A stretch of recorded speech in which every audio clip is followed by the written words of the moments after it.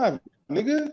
The fuck? Goodness. No. Nigga, all right. That's Yeah. where we going? All right, No, let's go to I just- Japan, my nigga. Let's Let's go to I Japan. just put it out there, man. Just what you gonna say, man. Whoa. Man. Hey, check this out. Yeah. Yo, Gotta say that thank famous you all Dex for coming joint. back on. It's your fellas, the guys. Yo, we missed you guys on Wednesday night, but we're back here on Thursday night. We wanted you all to take advantage of watching the debate last night. We didn't want to interrupt that for anyone who was watching the debate. So thank you all for bearing with us for a day. And so now we're back at it. We have a lot of things we want to unpack tonight. It's going to be more of a freestyle conversation tonight. The guys just want to talk a little bit and just get some things off of their chest. So before I begin, I want to kick it to my fellas. Yo, Dre, you had a busy week out there, man. What it do?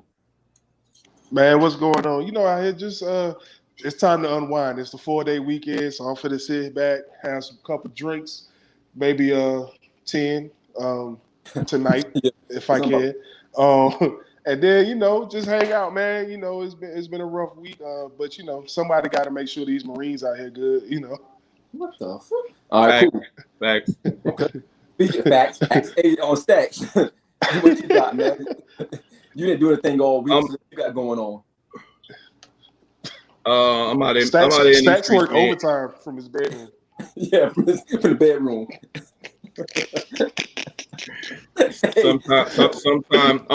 Sometimes to be your own fucking people, boy. I tell you. But I haven't been doing much this week, man.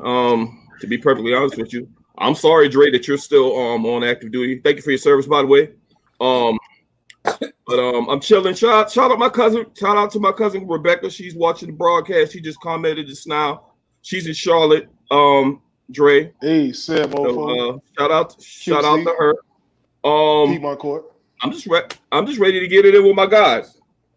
Word. Merv, you surprised us tonight, man. We thought you was gonna be incognito. So you out here now. What it do, man? Yeah, what the fuck you doing here? I'll tell you what it do. What it do is I knew y'all motherfuckers had some old bullshit introduction skit to talk shit about my ass because y'all didn't think I was gonna be here, and then I pop up on your motherfucking ass and I ruin your fucking skit. That's what the fuck would it do. So nah, nigga Sean, you tell me what to do, nigga. Hey, what's your frustration, big fella? What's your frustration? Hey, you should be good. Like, he's the one that had a skit playing down and shit. Right. But Ray, he should be relaxed right now, right? Facts. He should be real cool and calm right now. Hey, man. Hey, yo, don't comment, he might fall asleep on the joint. He might just doze off. Yo, what is going on right now? Yeah, my bad. Yo, Mark, you safe and sound, man. Last time we talked to you, you was trying to get out a new Yiddy, man. You been up there, you out there on a prowl, man. You safe back in Philly? Mark, Yeah, man. Hey, Mark was riding rides at Coney Island and shit. Man, man. Everything good, man. Everything good. Just talked to my nephew today. He planning to drop an EP, so we got to get all that shit together. You know, I was like, man, so I was just like, we looking into that. He got the right team behind him. I'm just, giving him his confidence. That's all. The music, I leave that to my brother, and all the producers they work with. And I'm just giving him his confidence, man, just letting him know, he can do it. He can be the shit out here. So that's my role, Word. Yo, Mark, what part of New York you was in, man? Man, shit, I was in Brooklyn. Okay. Yeah. Let me find out you out there snooping around, man. Got to watch Mark, man. I got some people out there, Got some people out there. No, he was doing some bullshit. Mark is a real loser type nigga, ain't they say? Wow. Is Rebecca from Brooklyn? Yo, Mark, I was gonna go to the rest, but I ain't gonna say the rest. She is from Brooklyn. Yo, Mark probably was out there and said, yo, son, I've never seen anything like this, son. Like, it's wild out here, B.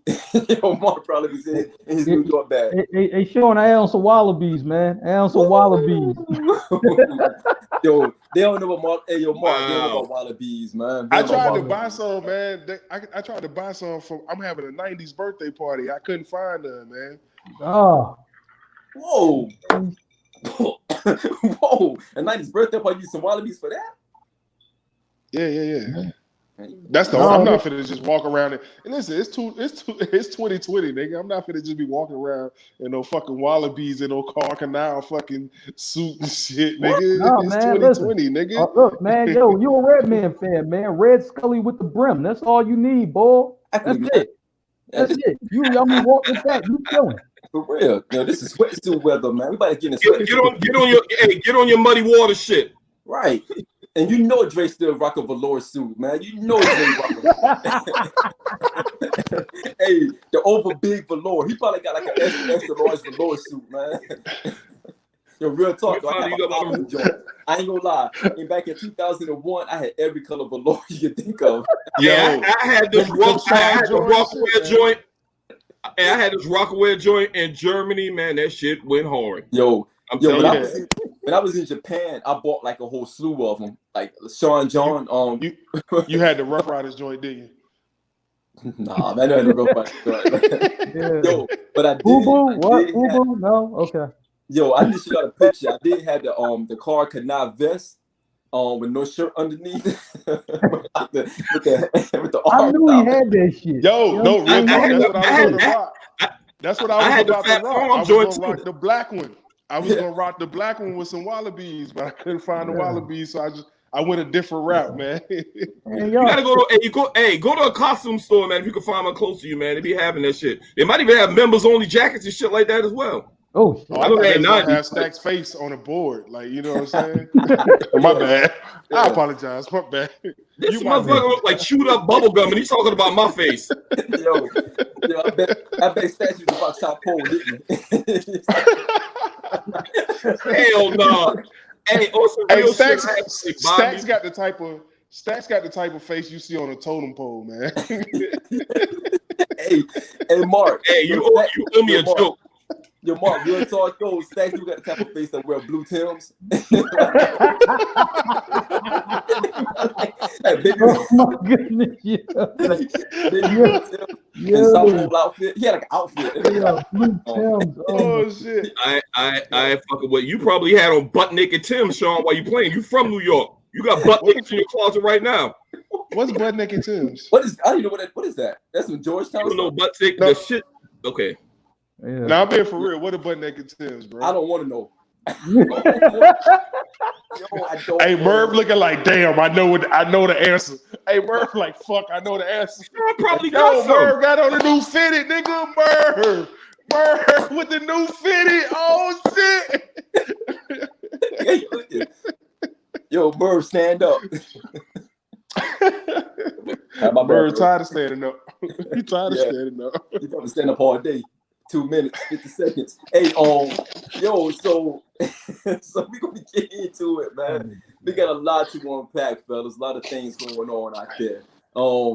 So this week we kind of changed things up a little bit by doing our retro review, and we passed the baton to one of our members here.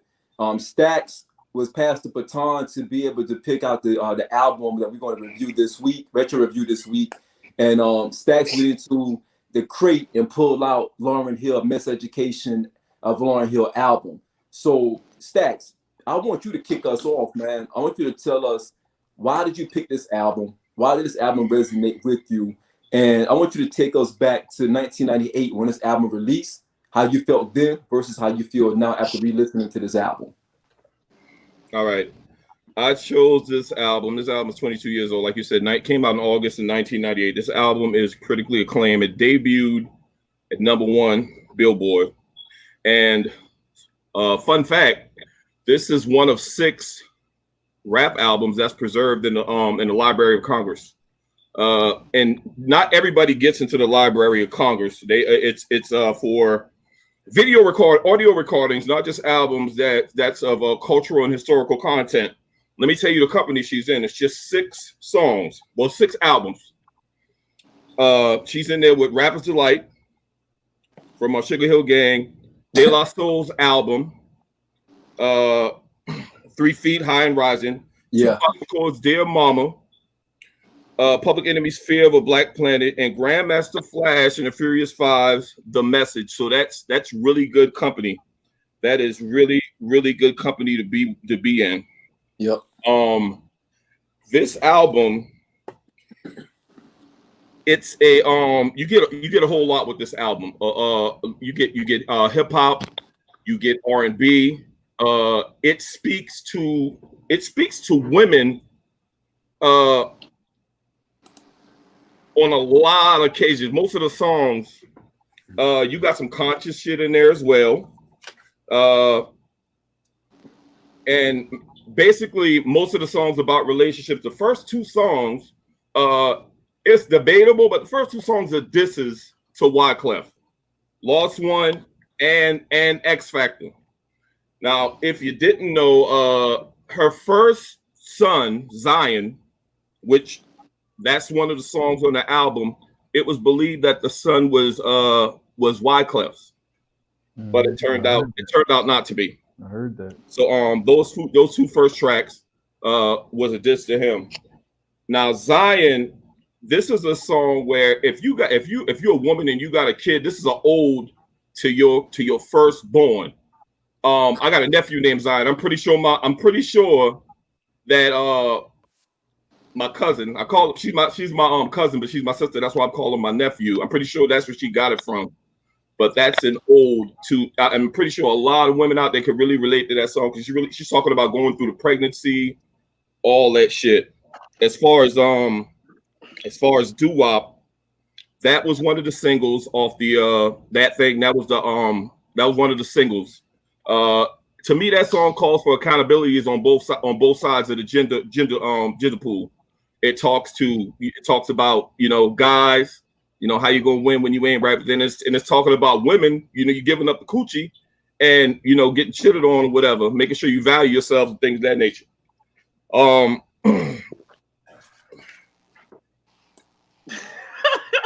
The album to me, what the fuck is happening? This album, What's going on? To me, this album, if it debuted today, it would still be a top album. It is one of the best albums I've heard in my adult life.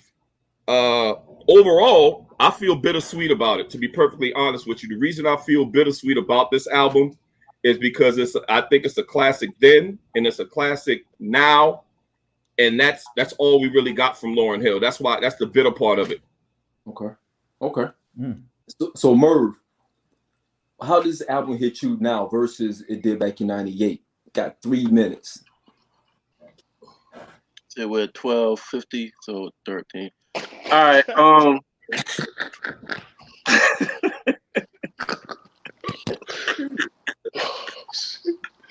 my goodness. Yo, the album hit me. The album hit me today the same way it hit when it came out. I think the album aged very fucking well.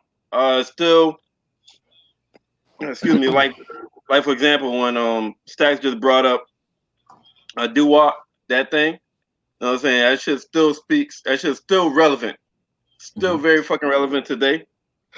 Damn, excuse me. I've been drinking goddamn gin and chasing with water.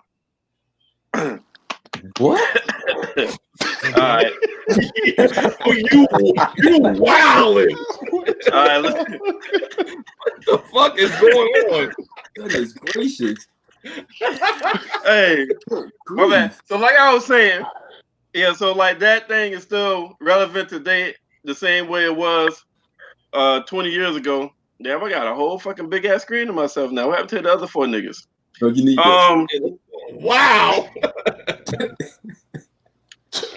But yeah, so this album right here is one of them albums, man. It brings you all, it touched very different levels. You got the hip hop, you know what I'm saying? Like, she goes in, like, if you listen to Lost Ones, she really goes in on Wyclef ass. And she diss him. She killed that nigga softly, just like her song from the Fugees, Killing Me Softly, because she's dissing the fuck out of Wyclef in this song, but it sounds so fucking elegant. It sounds so fucking nice and nasty. It sounds so fucking like it's something you could bop your head to while you listen to it. You could cut that song on and clean your fucking house and shit while listening to her diss the fuck out of Wyclef, but it's so melodious. It's so melodious while she fucking dissing on Wyclef. Huh? You said melodious? Anybody got a Merv word? Yeah. Merv word. Oh, it's a Merv word. Merv word. Like melody. Yeah, like you know, Okay. like But you meant melody. melodic though, right? Melodic. Huh?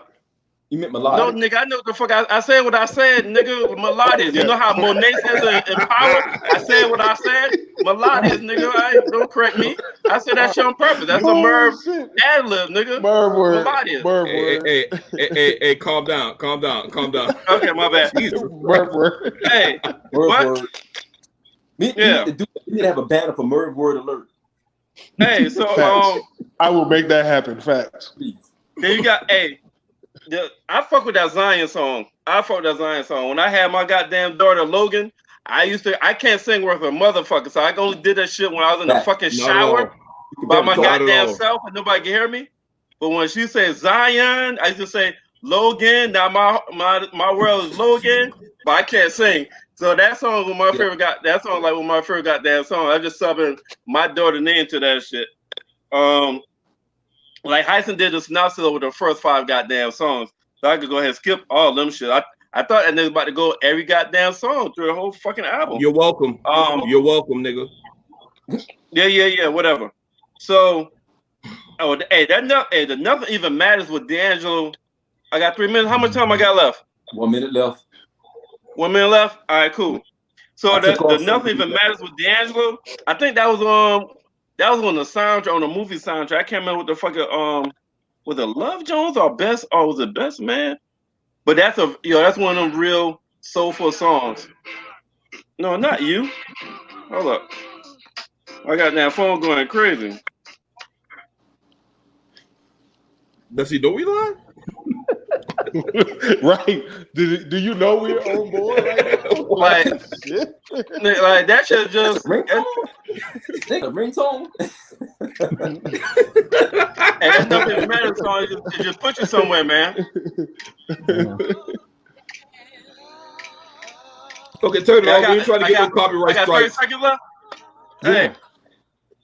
All right. I had to let niggas hear. I had to let the world hear the beginning of Nothing Even Matters. But the whole album goes hard. It gives you that hip hop. It gives you that R&B. Gives you that soulful. Gives you that consciousness. It hits the same way now that hit back then. And I can listen to the album. Don't skip a damn thing. As a great album, like if you have company, you got female company, like you could put this album on, and it's very versatile. So I love the album.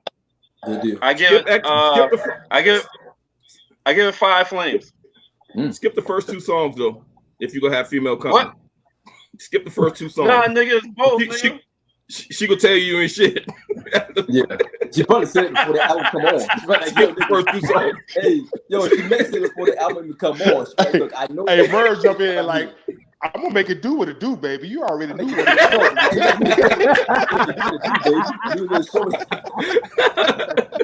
Hey, why he said he be doing this with his shoulder? Like, he be in because his shimmying ass, because them Kappas do that shit. Shimmying ass motherfucker. Merv be like, I'm gonna make it do what it do, baby. Hey.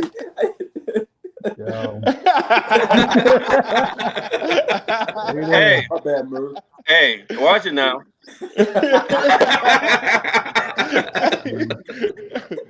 Hey, Merv was ready to fight Boosie. That's what I heard. Yeah. Hey,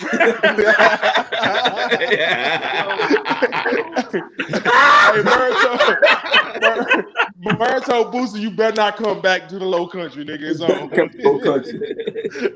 It's on site. It's on site. Yo, so Mark, you got 3 minutes, man. How did this album hit you, man? How did 18-year-old Mark feel this album versus 40-year-old Mark? I'm telling you, man, this was like R&B soul with some hip hop sprinkled in for me, right? I couldn't even appreciate this album the way it should have been appreciated back at that time. I thought it was dope, right? But it seemed like when she was calling out Wyclef, right? It's like, she was talking to me, all about his rims and his Timbs and his women. I'm like, oh shit. Like Struck a Lauren, nerve. stop going in. Bubble Alexis. You know what I'm saying? With the Bubble Alexis. Like, yo, no, but seriously though, right? You know what I'm saying? I know y'all been in this situation, you know, where you riding and you listening to something and the woman talking shit on the record. And then y'all mean the girl with you got giving you the side eye and you don't want to look at her? Yeah. Y'all mean I ain't never been in that that's an uncomfortable situation. feeling. That's an That's a Philly uncomfortable shit. feeling, for real. I ain't never felt that. No, man. Trust me. You know what I'm saying? Because I treat ladies with respect, so I never had to deal with shit like that. So. Bullshit. Okay. Anyway, you know what I mean? Let me get on, man.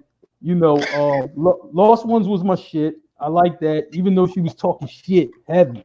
She, you know, I still mess with it. And Doo-Wop, I like that. Zion, I like that. But that Superstar record, that had kind of like a bop feel to it, you know. So I like that joint. You know, like that was a little different, but I'm like, I liked it. And Nothing Even Matters with D'Angelo. You know, great record, right? But like I said, I'm like, I like the record, but I couldn't appreciate it the way that I do now. I'm just like, but this is an album where you could play it straight through, whether you're on a long drive, whether you're chilling with a John, you know, whatever, right? You could just play this shit, and this shit will just play smooth. So I'm like, man, back then, I probably was just like, all right, everybody was feeling it a little more than me. But now, though, you know, as a grown man, I'm just like, yeah, I can appreciate this shit a lot more. So this is Five Flames for me, easy. Yeah, I feel you on that, Mark. I feel the same way, man. Like back then, I did not appreciate this album as much as I appreciate it as an older person. Yeah, and I didn't understand like the value of that album, not just for women, but just in general, just for music. That album had a lot of value then that 18-year-old Sean could not pick up on it. My Wiz, who, you know, very musically inclined, she loved that album back then. And I was like, oh, you listening to that? Like, that was one of her favorite albums back then. And I didn't realize it until listening to it now. But anyhow, Dre, I know you're going to come with something crazy. So I want to hit you up, man. You got 3 minutes, man. Tell us why Dre made this album, where you have an adverse thought process about this album. Because I know you got it. You had it for every single review. So what you got for this one? Whoa, I didn't. Nah, so I'm very conflicted with listening to this album. It's a very dope album still. So this is you know, I was telling somebody earlier, you know, that I work with, you know, they was asking me why I was listening to that album. And I was telling them why and whatever. And this is the review that I came up with. I was like, it's still a banging album. I still love the album. Now, I can't don't worry about it. This is what I'm going to say. It's good writing. Well, I take that back. It's great writing, okay raps, trash singing, and fire beats. That's what I got from this album. Because trash now what? I didn't hear what you said. Trash what? Trash singing. Her singing is horrible. And I think when you put her next to her singing is, listen, there's a lot of keys she missed. And this is coming from a person I love to listen to. I love to listen to voices. So that's why when I talk about singing, I'm going to tell you that I think the greatest voice is going to be Keke Wyatt. I don't think there's a voice that can handle Keke Wyatt, and that includes the great Whitney Houston. I know how everyone feel about her, but Keke Wyatt's voice is supreme compared to anybody else's. Her range and all of that. And I hit Sean up, and I'm like, yo, am I tripping? And Sean was like, nah, you got to remember she's not a songstress, but she get the credit for being one, so I'm going to judge her as such. She's not a songstress. Her singing was very off-key if you listen to this album. Now, that doesn't take away from the writing and the okay raps and the fire-ass production that was going on in this album. So I think the lyrics alone and the writing and production, I think that is what made this album classic. It is still a classic album today. This was probably the first time that I listened to it intently in probably 10 years. So that's why you get a different response from me, is because now I'm listening to it intently. I'm listening for everything. I'm listening for the pitches. I'm listening for the instruments. I'm listening for the production. I'm listening for the duplication of other sounds. I'm listening for all of that. I'm not just listening to the lyrics or whatever the case may be. Now, like I said, lyrics fire, but the singing, for me, it brought it down. And the singing, her tone, that took me to Four Mics. If you listen to that song with her and Mary, like, it's like, why would you even get on the damn album with Mary? You know what I'm saying? And Mary is not the greatest singer either, but the fact that she couldn't hang with Mary says a lot. And then we can also talk about the way D'Angelo just demolished her as far as music, as far as vocals. I'm speaking totally vocals when I say that the singing was trash. Wow. That's as a vocalist, I gotta disagree. Hey, but you're so not a vocalist. I do sing. Seriously. This is what I do. I challenge you all to go back and listen to the song with her and Mary and tell me there's not a lot of off keys. We can discuss it in the group chat. All right, so I get what you're trying to say, but I respectfully disagree with you. On the point that you say you were listening to it intently. That's like when you bring up Kiki Wyatt. That's like me saying that's like we doing a retro review, and we listened to a Drake album, and I was like, Drake singing is trash. And I bring up somebody like a Marvin Gaye or Luther Vandross or I don't think so. whoever singing. I don't think so. Yeah, but you like Lauryn Hill and Lauryn Hill or Kiki Wyatt. She's not that lane. She's not a Whitney Houston. She's not. Her singing is completely different. So okay, but hold on. Give me one. Let me rebuttal though.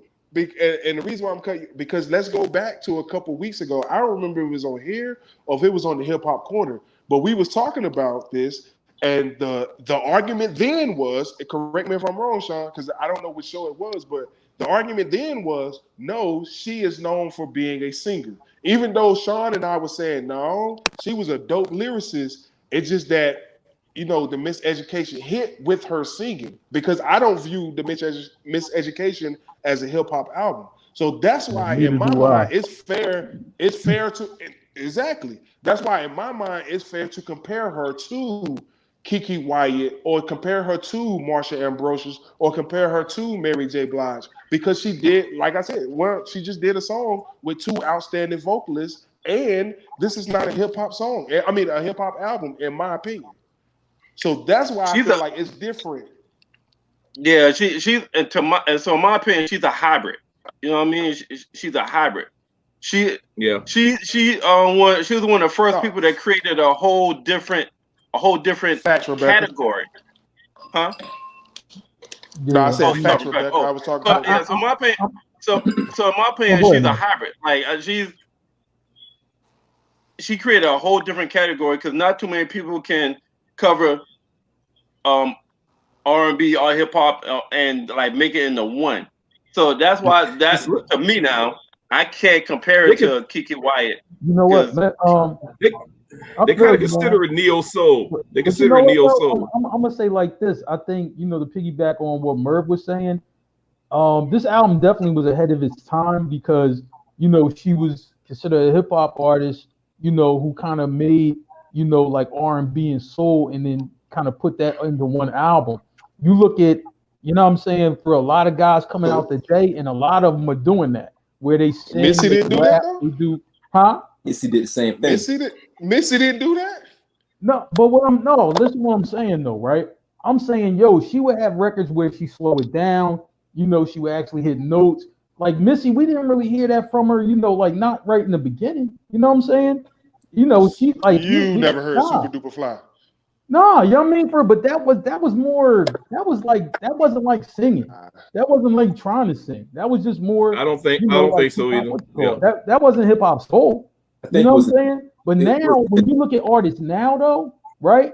Like in the last, like probably 10 years, a lot of them do that. Where they sing, they rap, they do this and do that.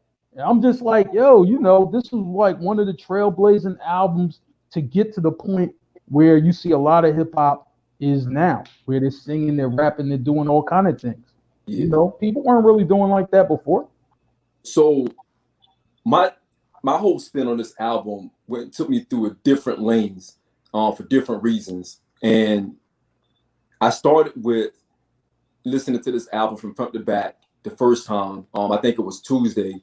Then I listened to it again today. And I had a different feel because I wanted to understand exactly where she was coming from.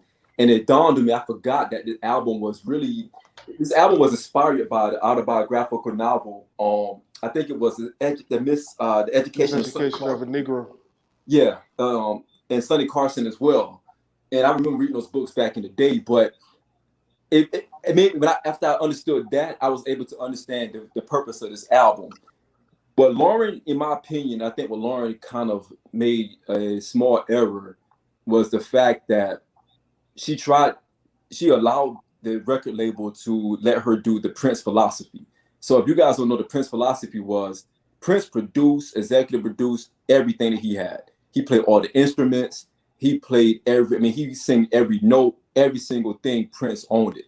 They did this same method with this album. I don't know if you guys knew that or not, but they did the same method with this album, where if you go back and look at the production credits, Lauryn is the producer and executive producer. Mm-hmm. But if you go back and look at the artist list, you have several people that were either playing the instruments, of course, and also playing, background vocals.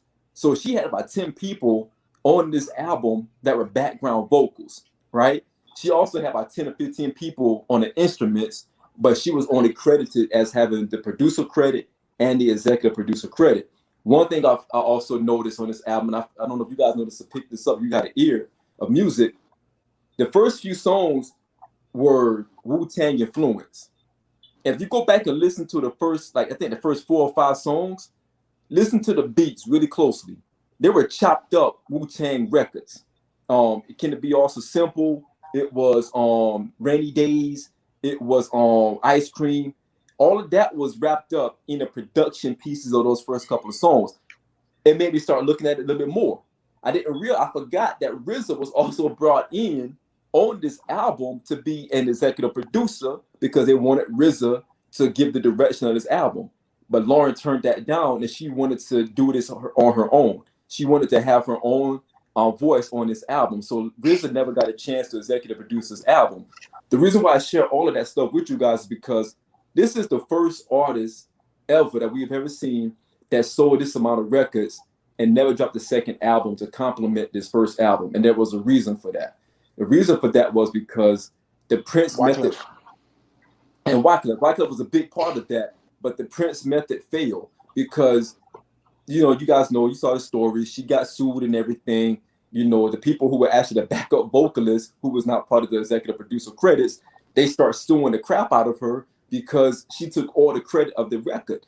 This album was made in Jamaica. And you start listening to some of the album more and more, you start hearing some of that patois in it. When she was rapping, she was toasting and, toasting in Jamaican rap.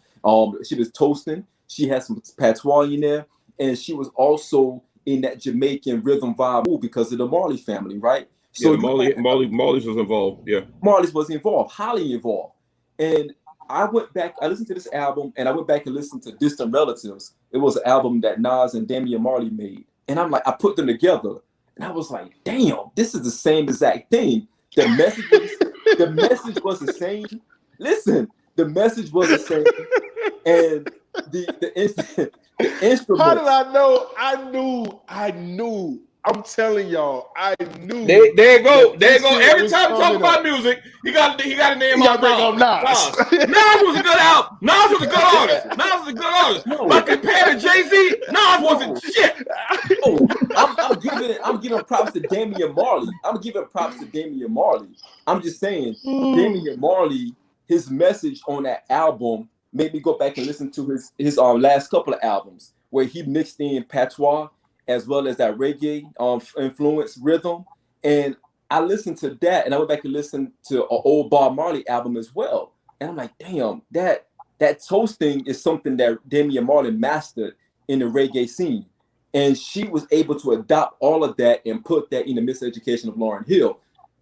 I'm wrap all of this into one big bundle so you can understand where I'm coming from. I know this is probably over some of y'all heads. But the reason why I share all of that is because this that is no way to talk to our fans. I'm talking about Murder and Facts. More than anything else. Shit. God damn. What happened? Nigga, fuck you. Oh, what happened? You all right? So the reason why I say that is because you put all of that in one bundle. This was one of those albums that you would never get again because everything happened perfectly to create this album for everybody to enjoy. This is not a hip hop album. This is not an R&B album.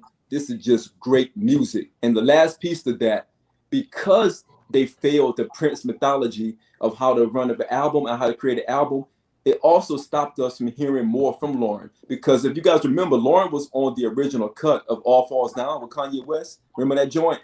And then that's her. That's her song. That's her song. He had to switch. That's a sample of her song.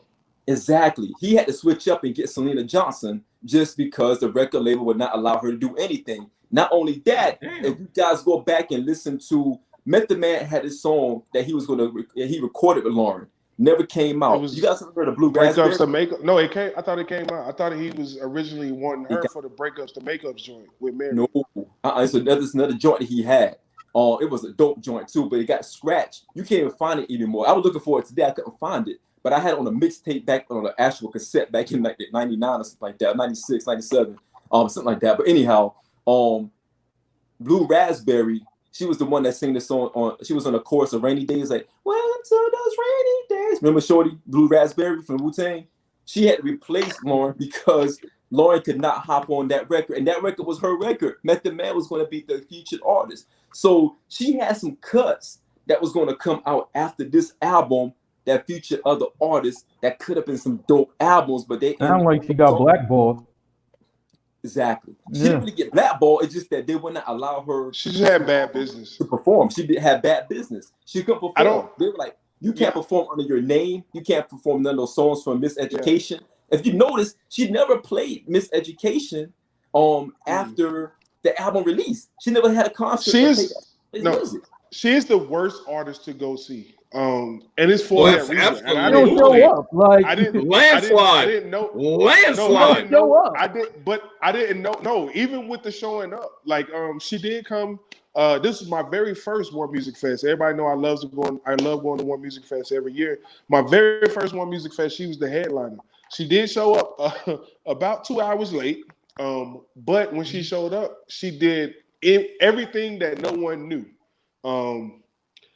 And so it's because of like what Sean has said. Her contract is fucked. She has the absolute worst contract in music history. She cannot perform. She cannot perform a single Miseducation song in its true format. So that turns fans off. Shit. Yes. Yeah. You would never ever see her perform a Miseducation song. Ever. She can do the unplugged joints, but don't nobody really want to fuck with the unplugged joints. I think the unplugged was horrible.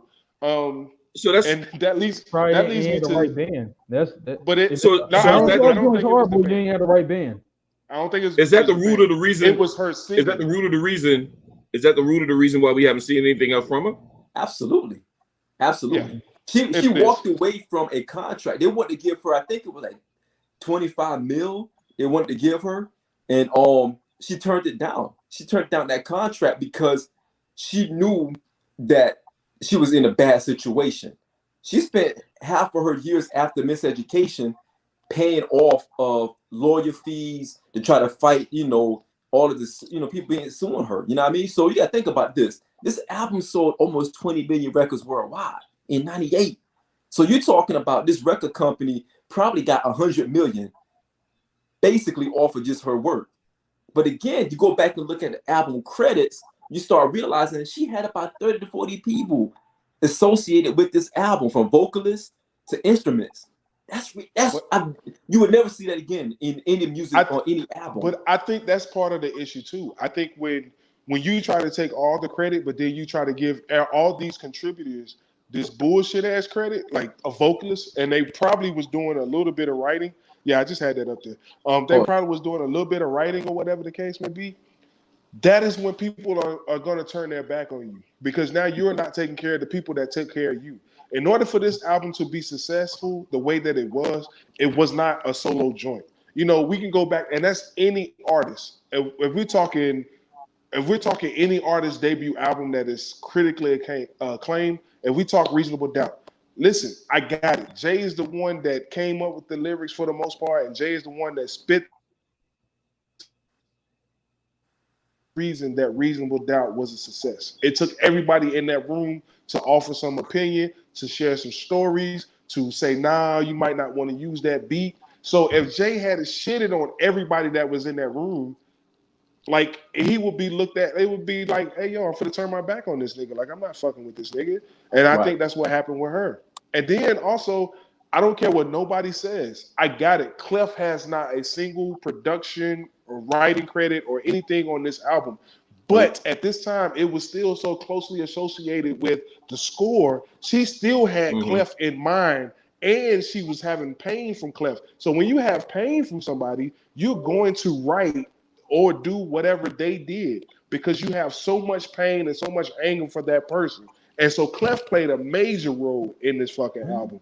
Whether he was there physically or not, he played a major role in this album. Absolutely. Hey, I want to answer Rebecca a question real quick. She asked, she said, well, we're talking about Lauryn Hill and I Met the Man song about Is it Me? Now, Rebecca, it's a different song. I cannot remember the name of it.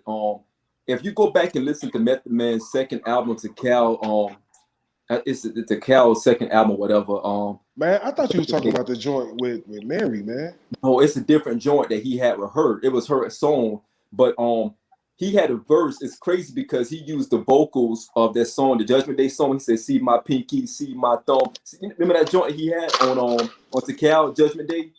He used that same 2.0. Right, on that same song that he had with Lauryn. But instead of them using Lauryn, they ended up going over her vocals and they used Blue Raspberry to actually. And Blue Raspberry was the artist who sung, Rainy Days and Glaciers of Ice. She was on the hook on that as well. But she actually sung that song, the hook, and she actually did the rap on that song as well. So Rebecca, I can't remember the name of that song. I can't find it anymore. I had it on a mixtape. I think it was on DJ. I can't remember the DJ name. Actually, it was a long time ago. But yeah, it was I don't think it was Clue. But anyhow, it was a while ago. But Masters, it was maybe. Who was it? I can't remember the name of the song, man.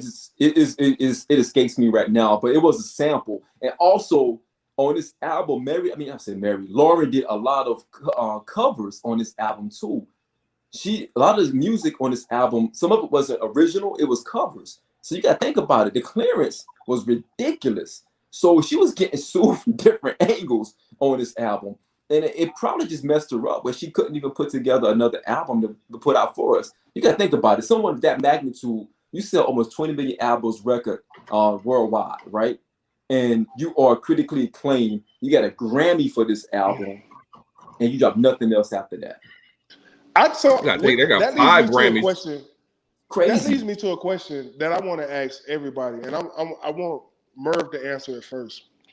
Do we give Lauryn too much credit based off this one album? Because listen, the score is another amazing album in my opinion. Like, I feel like if we did a retro review on the score, like we would say 4.5, 5 flames. So, but this is all that Lauryn has. She has the score and she has the miseducation. But when we talk about Lauryn Hill, she is so revered that it's crazy. Like, we put Lauryn Hill above people like Queen Latifah, MC Lyte, like above these caliber of MCs. This is where the general public will place Lauryn Hill. So are we giving her too much credit, or everything she's getting is just due? I think it's both. And let me explain. I think everything is just due.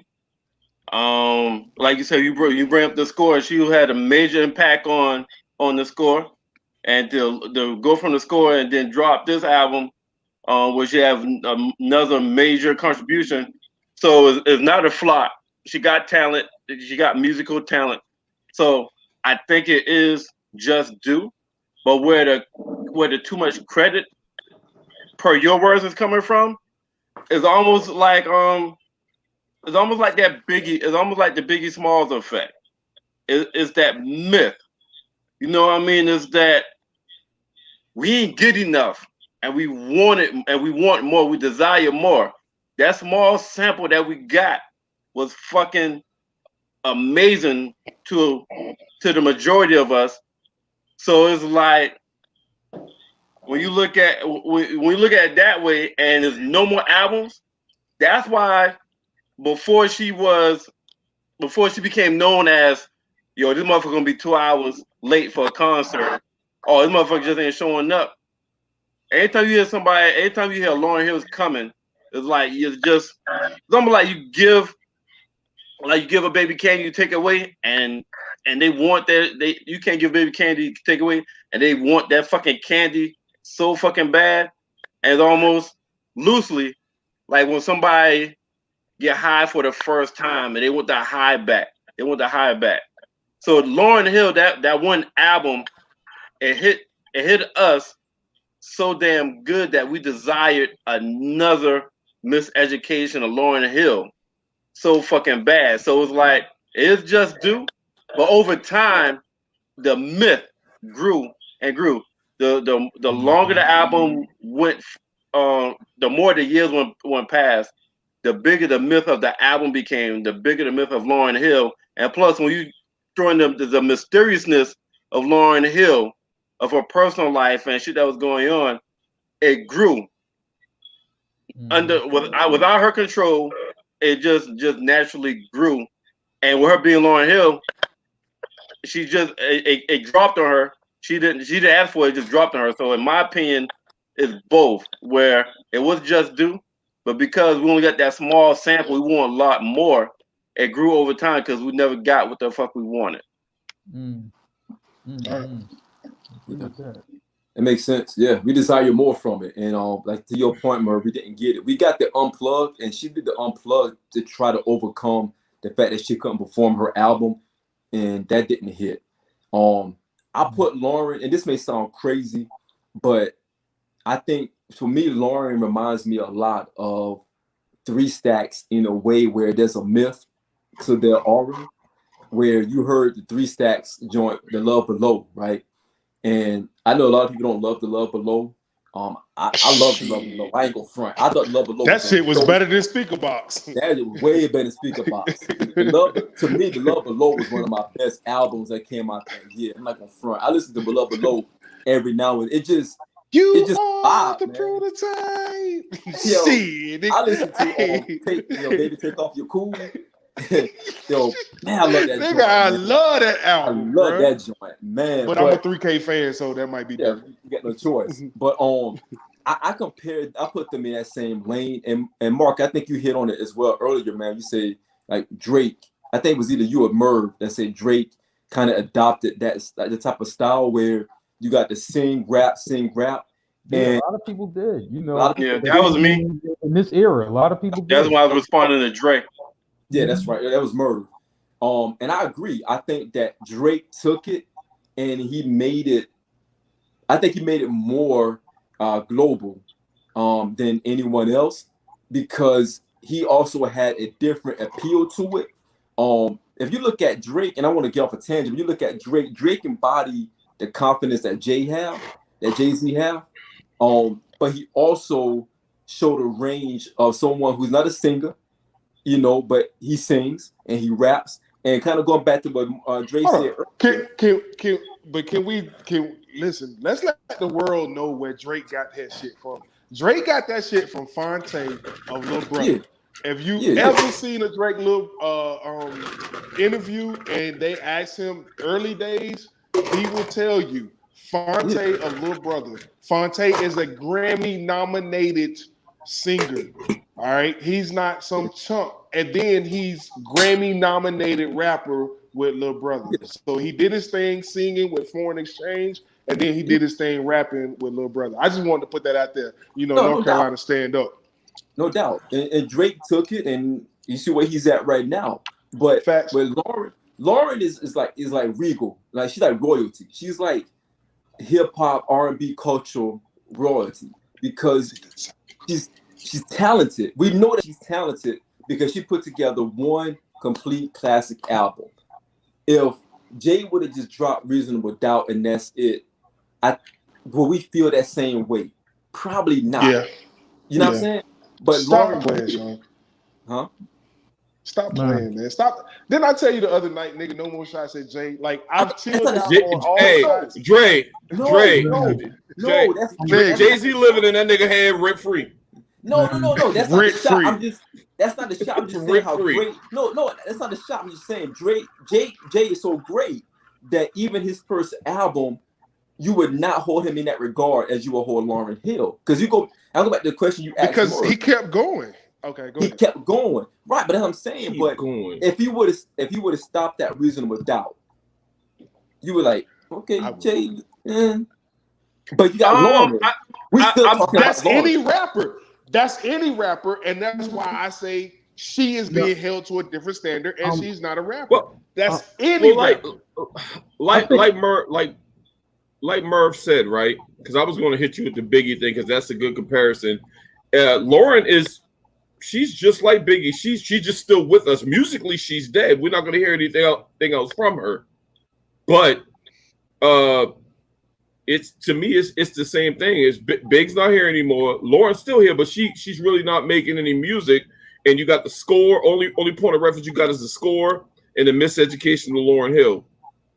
I think Lauryn is a myth. Like we look at a mythical figure in sports or in films. Like Bo Jackson is revered as the best athlete of all time because he was an all-star in both baseball and football. Even though he did this only for 1 year and he got hurt and his career was over. Right. But when people talk about him, it's like, man, he would have been the greatest athlete ever. Like, and that's the way that they, that's how Lauryn Hill is revered. And it's just like, man, like you kind of wish, like, man, I wish I could have seen it done. Or like, these playground legend basketball players from all over the country, right? And you go to any city, whether it's Philly, Chicago, Charlotte, LA, and somebody there will tell you about a guy who would have killed everybody in the NBA. In the league. You know what I'm saying? Without question. You know what I'm saying? And I think Lauryn is she's looked at like that, where it's like, man, I wish she would have did more because people think like she would have been great. Not, we don't know what would have happened. Nah, you could book that easy. Right. She would have been great if she would have put out 10 more albums. She'd have been great in all 10. And that when it's a myth, when somebody it develops has that kind of mythical stature about them, right? This is the stories that people tell about them. Right. And the stories get bigger and bigger and bigger and bigger and bigger each time the story's told. Hey, Mark, to piggyback off of you, that's like asking either our parents or if anybody got older brothers or something about Len Bias. Exactly. Because if you ask the generation above us about Len Bias, everybody he would have been better than Jordan. Jordan, everybody be like, Michael Jordan wouldn't have been Michael Jordan if Len Bias never died. So it's just to piggyback on what you're saying. That's I'm just like you said, because you ask people about Len Bias, we just got that short glance of greatness before he died. Very good those comparison. other college that he went to get and they got drafted. People talk about Len Bias like, whew. Like that nigga was gonna be so special. Stacks and Sean, I got a question for you two. I'm gonna go with Sean first.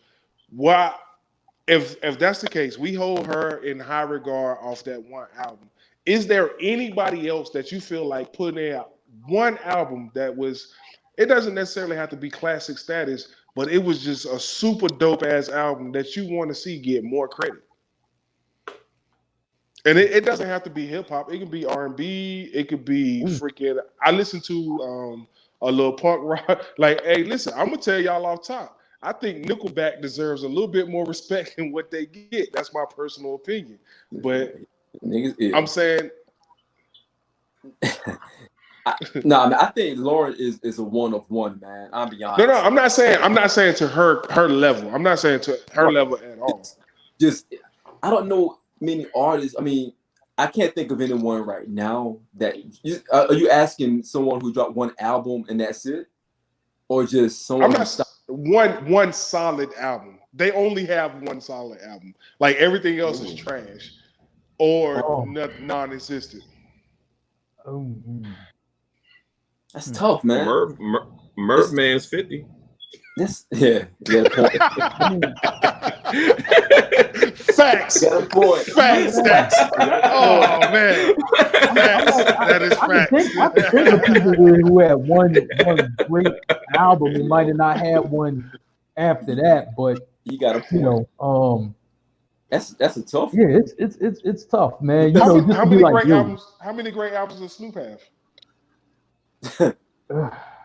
2? Doggy Style. He got two? He got 2? I don't know about that. They had all them. Now he got one though, because he had Doggy Style.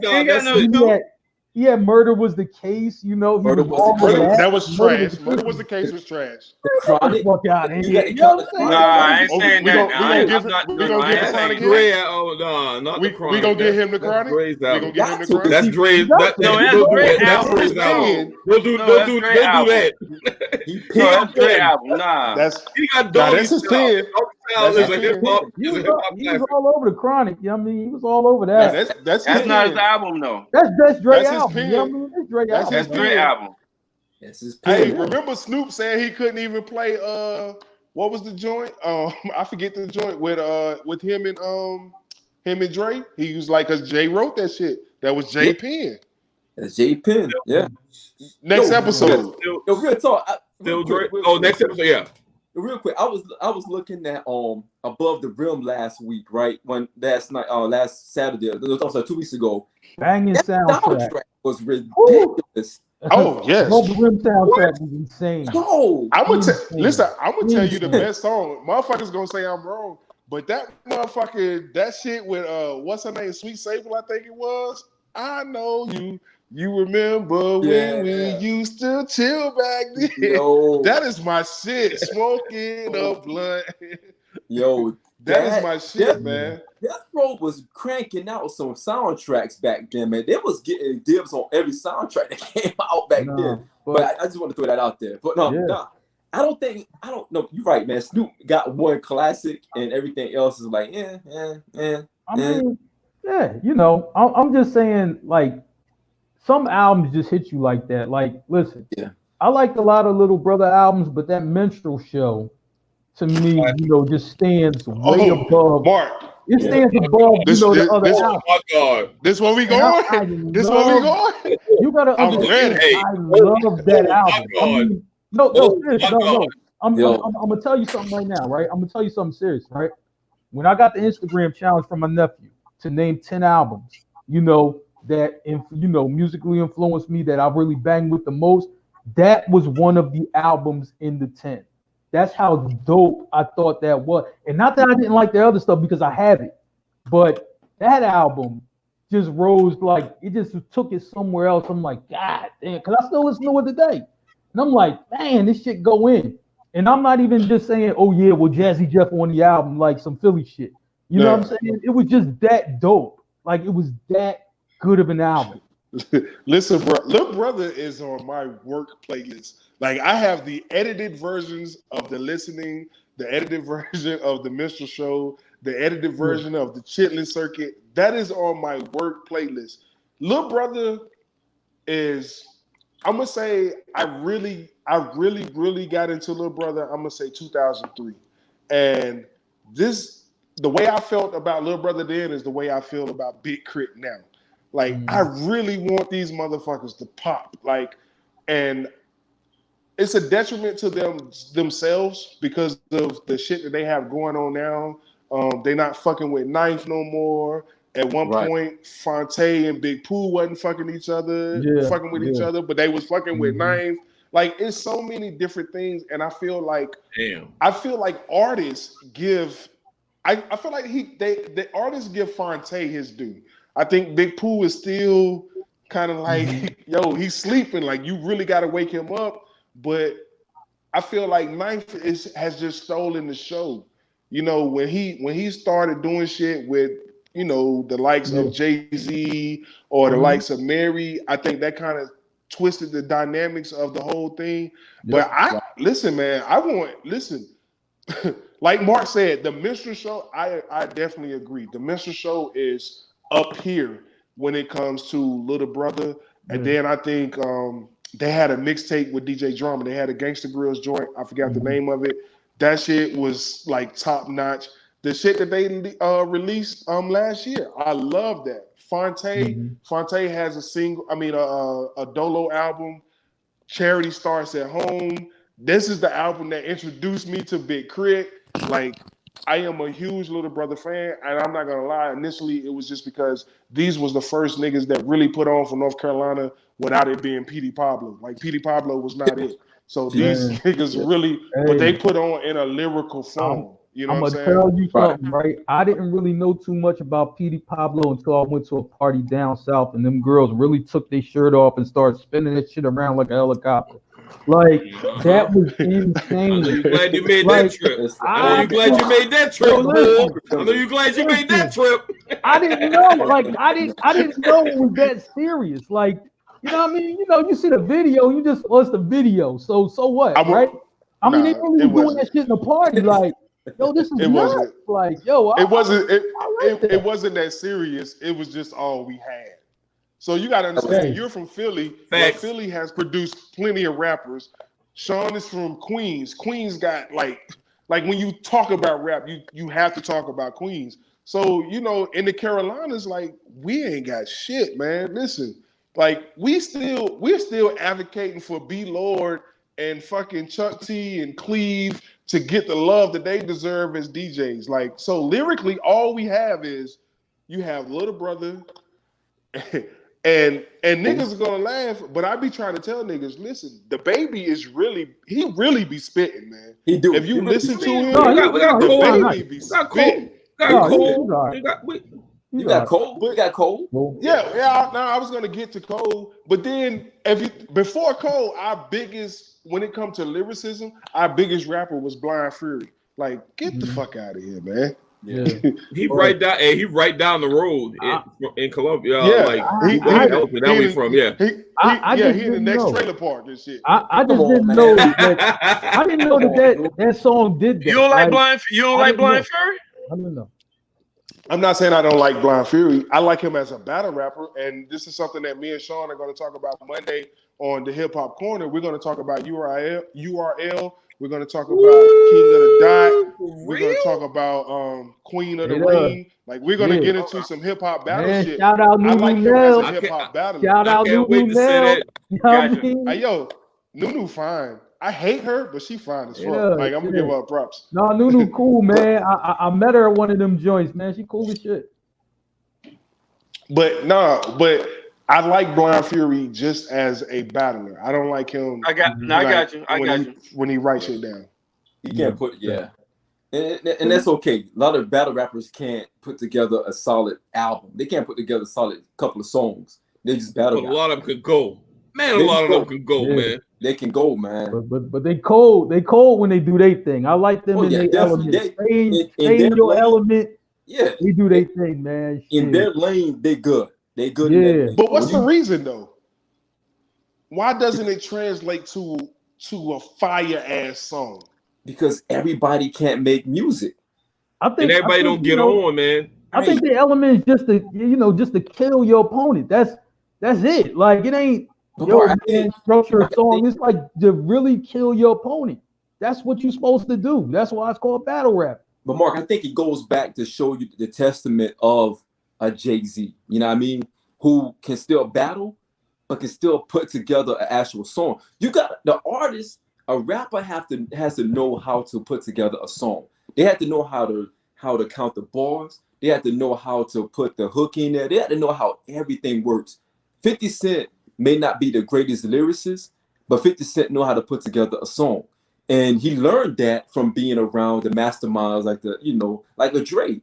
Dre was there to say, hey, this is how you put together, this is how you structure a song.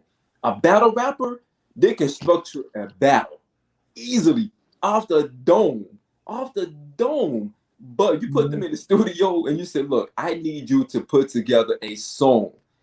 They struggle. Y'all seen the math off of Method Man shit, right? Lanes now. It's so many different lanes that you can kind of just do your thing, So everybody has a lane for what they do. But the math. Y'all seen the math off of Method Man joint, right? Yeah. That was probably a high point of his man. That's probably trash, though. Yeah, that was probably a high. As far as battle rappers, I like Loaded Lux, man. Loaded Lux is my guy. Yeah. You a commercial? Hey, Sean, I think you kind of. It almost seemed like you kind of minimizing the what it takes to put a song together. It's not as easy as you making it sound. No, I'm not saying it's easy. That's what I'm saying. It's actually hard. I'm giving credit to the greats. Yeah. And then you also got to look at it like it's two different mindsets. You know what I mean? It's two different eras. So somebody, a battle rapper, they got one mindset. They hear one era of the music. All right, when they hear the beat, the first thing they think about, what words am I gonna put together to go at this nigga, go at this opponent? A song like, first thing about, damn, I'm thinking about that hook. I put this shit right here, and then and they mention the shit. So it's two different mindsets. It's almost like a battle rapper is the left brain, and a song person is a right brain. Ain't too many is not the special ones. Well, the talented ones, because you got something to make music. The talented ones are able to combine their left brain and right brain, combine that shit, and make that shit work. Merv, now that you say that though, this is what I'm gonna do. I'm gonna go back to when we had Chuck T on. The absence of the A&R is the problem then, because your A&R is supposed to come in and is supposed to fill that void. Like there's a lot of people who don't know music. All they want to do is rap. That is the sole purpose of the A&R. Right. And we don't have that now because now everything is supposed to be popcorn. Everything is supposed to be, you already popped, now let me grab you. No one wants to work and say, hey, I want to develop you. Let's look at Jodeci. This is why Puff is a billionaire now. It's because he took the time to A&R and develop Jodeci. He said, hey, I'm going to give you this look. I want you to sing like this. I know you have the vocals, you have the talent, but I have the vision. I want you to follow me. And now we're going to incorporate Mary J. Blige into this. This is why Puffy is a billionaire. But right now, everybody wants to just pop immediately and be great. And that's why you have what you have now. The A&R is gone. Yeah. Like I don't think we might not. There's a chance we won't see someone like a Lil Wayne again. Like an artist. What you saying? Like how Lil Wayne. Look, like the growth from Lil Wayne from when we first heard Lil Wayne to Carter 3 is like crazy. From each album, the growth and I know he worked with people. I know he worked on his lyrics and Gilly the Kid and all that. But you got people that work with someone like Gilly the Kid and still not able to combine all of that and learn how to make songs and to make a great album. So, like Dre said, we might not see another growth of like how we saw how Lil Wayne was when he first came to where he became, and you had Carter 3. No, I think it's different now. I think it's different now where it's just like, you gotta be popping, and that's how you get on. Like you have to be popping, and it's like a lot of things. It's not just he can rap. He might have a certain look. He might have to support his city. It's all of those elements that go into how a star is made today. But one thing I will give credit to some of the guys today when they're able to keep it going. So, all right, you got your first hot record, but then guy has hot record 2, 3, 4, right? I got to give that credit because it's just like, yo, this person is still continuing to make shit happen. Where some people, especially nowadays, they might come out with something fire. It goes all the way around the globe, and then boom, they're done. That's it. So all they got was that one record, But I'm like, man, when some guys are going on for years, where it's like, man, he got about 3 years in the game, and he started, just from the muscle. I'm like, I got to give that credit because he was able to continue, his lane and continue, what he was doing and able to do something with it. Most guys ain't able to do that. They get that one hot song and then they're done. That's it. So what do you guys think about the new rappers right now? Because there's a lot of new rappers. If you guys remember back in the day when the Source, I think either was the Source or XXL used to have like the freshman cover. XXL had the freshman cover. What do you guys think about the new rappers now? Man, I think hey, let me go first, Merv. Here's my issue, man. I don't want to be the old guy you standing on my lawn, but a bunch of these guys are trash to me, and it's simply because it seems like production and beats takes precedence over MCing and being a lyricist. Like, for instance, I don't like Lil Uzi Vert. No disrespect to Philly. I don't like what's the Lil Yachty, a Little Boat, whatever the fuck he calls himself. These new young motherfuckers, and I know I don't like 21 Savage, and I know he's popping on a lot of shit. But I just don't get it. It's like lyrics don't even matter no more to this new generation, and it drives me crazy. But I don't want to be like that old guy that's not giving these little. I don't know if I just got to get up with the times, but I don't be feeling this shit. My issue with today's rappers is, and like Stack said, I won't be that old guy. So I don't have every genre of music has its own lane. And in my opinion, with today's music, my issue with today's music is it seems like there's a lot of copycatting, or a lot of like, well, it worked for them. Let me try to do what this person did. And I don't see a lot of individuality or even regional originality. You know what I'm saying? Like if you go in New York area, you're gonna hear this style. You go South, you're gonna hear this style. You go to West Coast, you're gonna hear this style. You go to Midwest, you go to Houston, you're gonna hear this style. It's like everybody's copycatting. In my opinion, a lot of music sounds similar, as opposed to everybody's not gonna have lyrics. So I understand that. You know what I'm saying? Because when I was in high school and college, we had somebody called Yin Yang Twins. Them niggas didn't have lyrics, but them niggas had their own lane and the show was popping. Like, so I fuck that.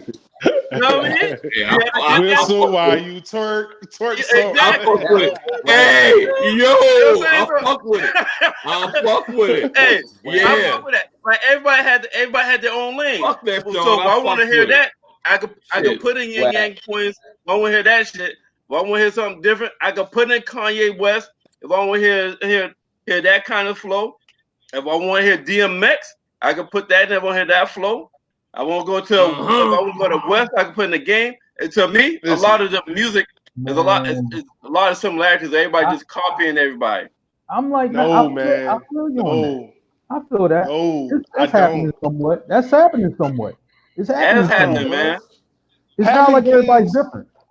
Having kids and nephews put you in a different lane. There is no way that I would have thought, like, NLE Chopper, like, I'm listening to this shit and I'm vibing. Who the like, fuck is that? I'm NLE telling Chopper. you, Yeah. that nigga got the walk on down and shit. That shit popping. You Moneybag Yo, Dolph. Like these niggas ain't playing on the mic. Now, are they giving you Nas vibes? Absolutely not. Are they even giving you fucking Wayne vibes? Absolutely not. But they have found their own niche. They found their own lane. You have to respect these niggas. Even Gucci has reinvented himself. It's ridiculous when you hear the shit. Like, if you just listen to the shit that came out since quarantine, I promise you'd be like, what the fuck? These niggas on some shit. You know what I'm saying? Like, Dolph, rich nigga bitch. Like, that shit go hard. It's fucking hard, Dre. Listen, it's hard, Dre, to listen to. So man. Dre, what I just said is not 100% across the board. All right, I get that. If that's the perception I was giving off, I don't mean that. No, you do have some people.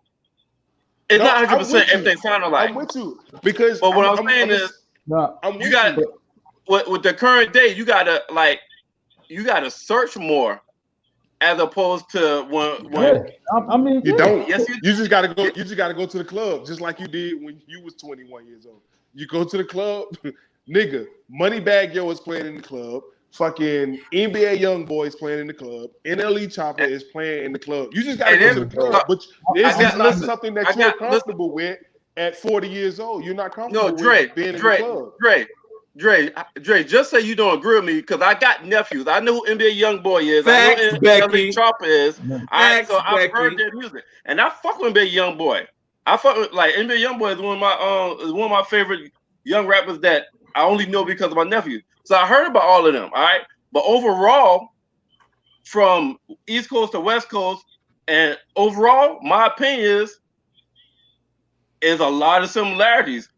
From the last like 5-10 years, I see a lot more similarities as opposed to. Nigga. I'm gonna say like this. Nigga, listen what I'm saying. I've heard the younger music. I'm with you. I've heard the younger music. No, but you know what? I still feel that way. I'm gonna say wait a minute. You know, I'm gonna say like this, right? I fuck with a lot of the new stuff. I fuck with a lot. I'm gonna agree because that's a really good album. But listen what I'm saying, right? I mess with a lot of the new stuff. Like, look, I like Lil Baby, the Baby, of course, Meek Mill, you know, because he's from my city.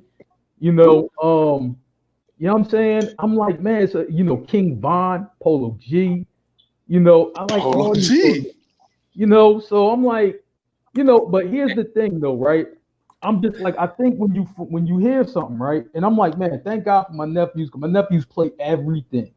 Everything new, I hear it. So I'm like, yo, check this out, right? And I'm just like, but one thing that I will give credit to the new guys for me, right? They all do records together, and this is something that I wish we would have had in our era, where it's like, yo, you're dope, he's dope. Let's do something together. Our era did we did it. Yeah, we did that. You had it for self-destruction. You had it for self. They did that. Hey, Dre. No. You're not really getting what I'm saying. I'm saying maybe I'm not. I'm saying that, yo, these guys today, they do stuff with each other all the time. I'm like, yo, when I'm coming up in Philly, they never did anything together. Because you didn't have Philly, come on, America. But then you can just email some shit. You don't even got to meet the nigga. You just email them. I get that, but I mean, I like that. These guys do stuff together. So you hear more of these guys doing stuff together. So even if they don't have a project out, they're always on something. And I'm just like, yo, I wish we had that when we was coming up. Instead of, oh well, they in my crew, so I'm gonna do something with them. You know what I'm saying? Or and you hear like multiple records where all these guys, you know what? You could be right, and that might be why shit sounds so fucking similar to me. Like large shit sounds similar. That might be why shit sounds so similar to me. And I've heard all the young niggas. I have nephews and I have nieces. I've heard this shit. That's why I'm able to speak on it. So I mean, cause I look at my own nephew, and I'm just like, he like, yeah, man, I got a song with, you know what I mean, for real, my man over here, he from VA, his other man from New York, right? You know what I'm saying? I'm like, man, it's easier to do because they can just jump on, you know what I mean, jump online, jump on the chat, jump on the email, jump on, you know what I mean, for social media, and then come together with something, you know. Hey, But I mean, Mark. it's dope though to me. I think that's dope where we didn't do that, you know, or didn't really have that type of connectivity, you know, in our era. So I love that about them. Well, Mark, you're right because the era is definitely different. And even if we had the emails and the technology from 2020 back in 1995, I still don't think the niggas would have gotten on this shit like this because back then, like even with sports, you know what I'm saying? You look at music, like Drake said, music and sports is synonymous. They're a lot more like the era of today is a lot more. They're friendlier. You know what I mean? I think it was either Braun or KD or somebody was like, "Yeah, I've been working out with him all summer." Yeah, you know what I'm saying? And they see each other on the court. They high five all that. Like when we was growing up, I don't like that shit. The Bulls, Michael Jordan is only working out with Pippen and et cetera, et cetera. I don't like that buddy shit. You know what? The bad boys only work out the bad boys, so it was a more of a. We was more territorial. We was more competitive, territorial with our era. Now, what I will tell you, what I want to throw this to Sean real quick, right? Because I'm like, I only really was speaking for my city because really guys really started working together, you know, once like Meek Mill got here, right? And then it was just like, yo, all the guys who came under Meek, he worked with all of them, right? It seemed like, you know, and I'm just speaking from my city where you didn't have state property and they didn't get along.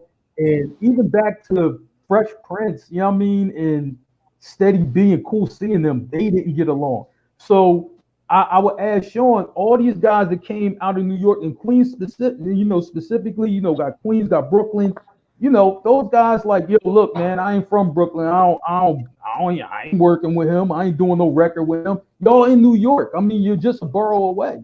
Wouldn't you? Nas had beef with every rapper in Queens. Yeah, but what I'm saying is, wouldn't you like to see coming up that these guys, okay, we from different boroughs, we from different parts of the city. Yo, instead of like you guys doing one song for the guy, we doing songs together. Like every album, every song we gonna do something, you know what I mean, with each other. Wouldn't you have liked to see it a bit more than what it was done? It's I'll be honest, Mark, I'm still impartial to that because I still go back to KRS-One saying, you know, Brooklyn niggas taking it, Queens niggas faking it. You know what I mean? I still go back to that, like, yo, what you doing? Like, so it's back, you gotta understand, like, hip hop is very competitive. It's a blood sport. You know what I mean? You're going to try to outdo the next rapper because you want to be the best rapper. RZA did something that was unprecedented, where he was able to bring rappers from rival barrels to come together in Wu-Tang, because you had Jizza and Dirty, you know, from Brooklyn. You had Meth and you had, you know, Ray and Ghost from Staten Island, but they also was from different projects in Staten Island that didn't see eye to eye. But he was able to bring all of them together, 9 different members from different areas to come together. Back then, to your point, Mark, back then, you know, if you were a rapper from Queens, you didn't really mess with rappers from Brooklyn, because at the same time, you got to keep in mind, Queens was getting shitted on when KRS dropped that joint. You know, because the Bronx kept saying, you know, Bronx, we created this. You know what I mean? Queens niggas faking this. You know what I mean? So it was like, because the battles, you would go to different boroughs just to battle another rapper from that borough, just to represent your own borough. And then it became to a point where you had boroughs going at each other, because you had, you know, again, like Dre just said, you know, Nas almost beefed with almost everybody in Queens at one point, Queensbridge at one point, and they all grew up together. Because again, hip hop is very competitive. And then you start mixing in the street stuff, where you're going to have some, you know, street dudes going to have beef with other street dudes that represent in different sides of the artist. Then they're going to start clashing in the middle some kind of way. So I do agree with you, Mark. overall, we would have loved to see more collaborations because I think that there were a lot of missed opportunities where we could see some great collaborations back in the 90s when cats were at their height. But because egos got involved, because it was so much competitiveness at that time, it was really tough for them to be able to like come together, man. It was just tough. Imagine Biggie hopping on a record with Wu-Tang back then. You know what I'm saying? On a RZA beat. It was too competitive. Too competitive. But the competition is what we love. You know, and this goes back to what we said a while ago. That's part of the essence. Right. That's why we were so amped when that fucking Control shit came out, even though his verse wasn't even the hardest on the album. It was. He just wanted some competition. Big Sean ate that shit. Hey, Big Sean ate let me tell y'all something, man. Sometimes we have to fucking agree to disagree. Y'all can't change my mind just like I can't change y'all. Just like, nigga, I disagree with you and move the fuck on. What just happened? What just happened? Real quick, Dre, I did wanted to tell you this. That up on Broadway, we're going to be talking about that 20 years from now. That is one of the best hip hop videos I've seen in a while from the Baby. That Bop on Broadway. By the Baby. That video. Hey, and that nigga will horn us down though. Hey, I'm telling you, man, I felt like I was back in the fucking 90s. I'm like, because I haven't seen really good hip hop videos in a while, and I saw that. I'm like, this shit, we're gonna be talking about this shit about 10, 20 years from now. That's how I felt about that video with the Baby. So I'm not that old man get off my grass type motherfucker. Right. So I'm of the type that sometimes you can be too fucking friendly, and I think when it comes to a lot of this in the music and in the fucking sports world, we have gotten too fucking friendly. So Mark, I see what you're saying, but just me personally, I don't like that shit. I think we got the competition has become so fucking watered down. We don't want to fucking compete. We just want to get along, try to jump on somebody else's shit. Even in sports shit. You know what I'm saying? We don't want to have to overcome this hump. We're gonna leave and go and join a team that we friends with that's just as good as me. That gives us shit. It's working for LeBron legacy. Why we can't do it in hip hop? And LeBron is doing it. I'm gonna say like this. I feel you, but I'm like, man. Let me just say this, right? And like I said, I'm just speaking for my city, right?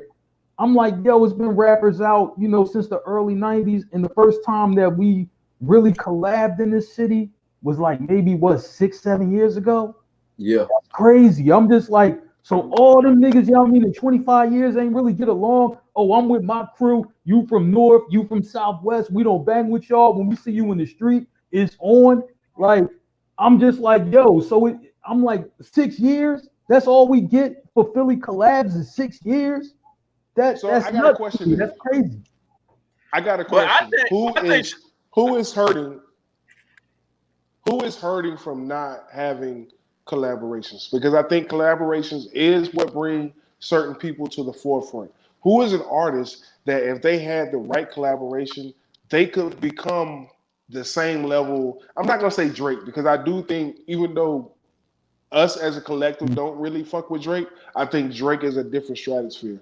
But if you're talking K. Dot or you're talking J. Cole or Big Sean, who is the one artist that is one feature away or from being one feature away from really, really popping?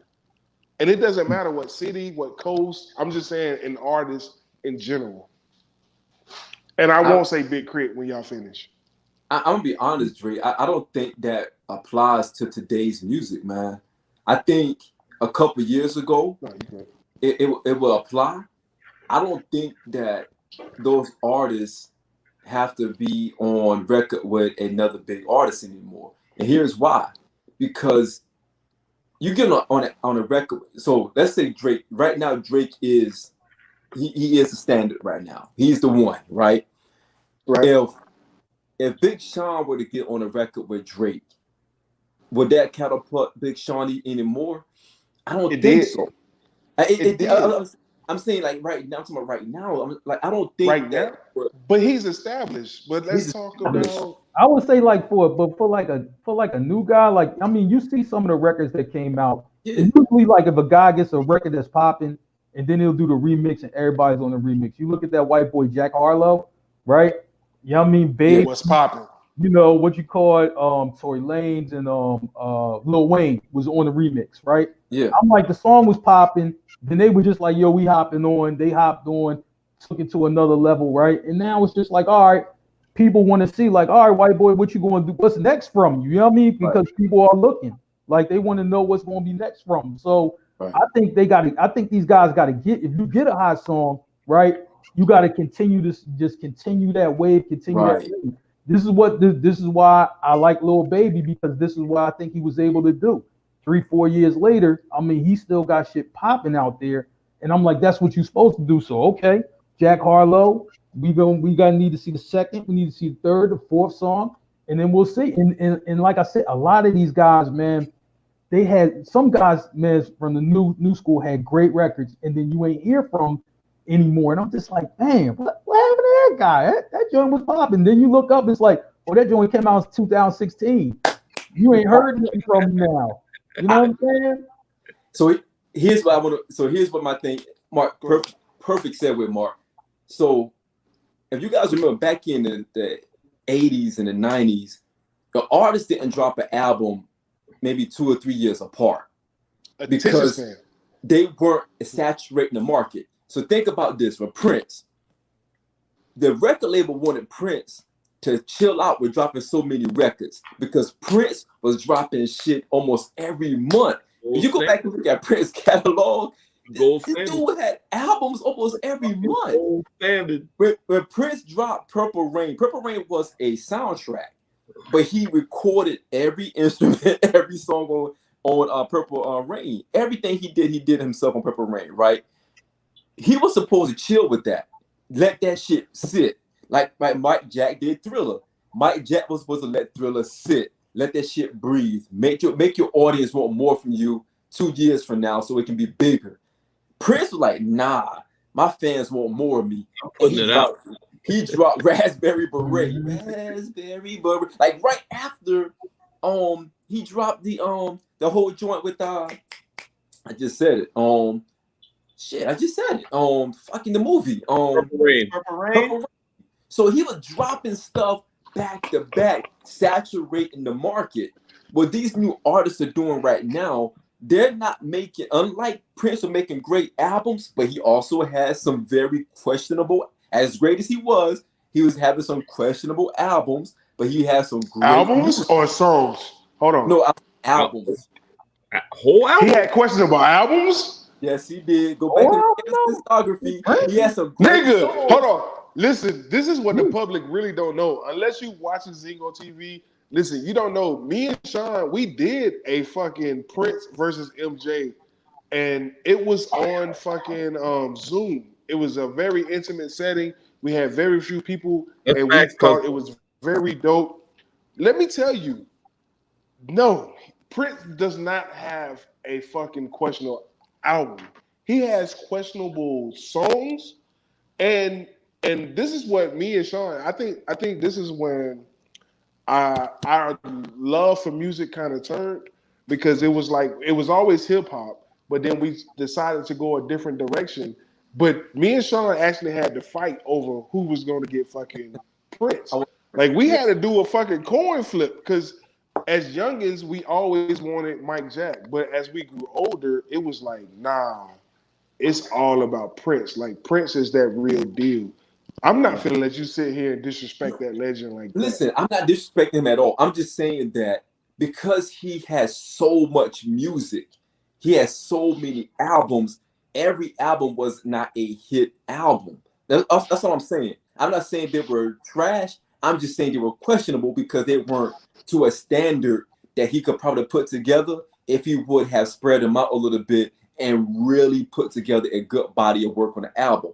The reason I'm saying that is because, going back to Mark's point, you have these you have these younger artists who just throwing stuff out there. They throwing a lot of shit out there, a lot of stuff, right? And no one can tell me that your new favorite artist today has dropped a classic album. They have made some.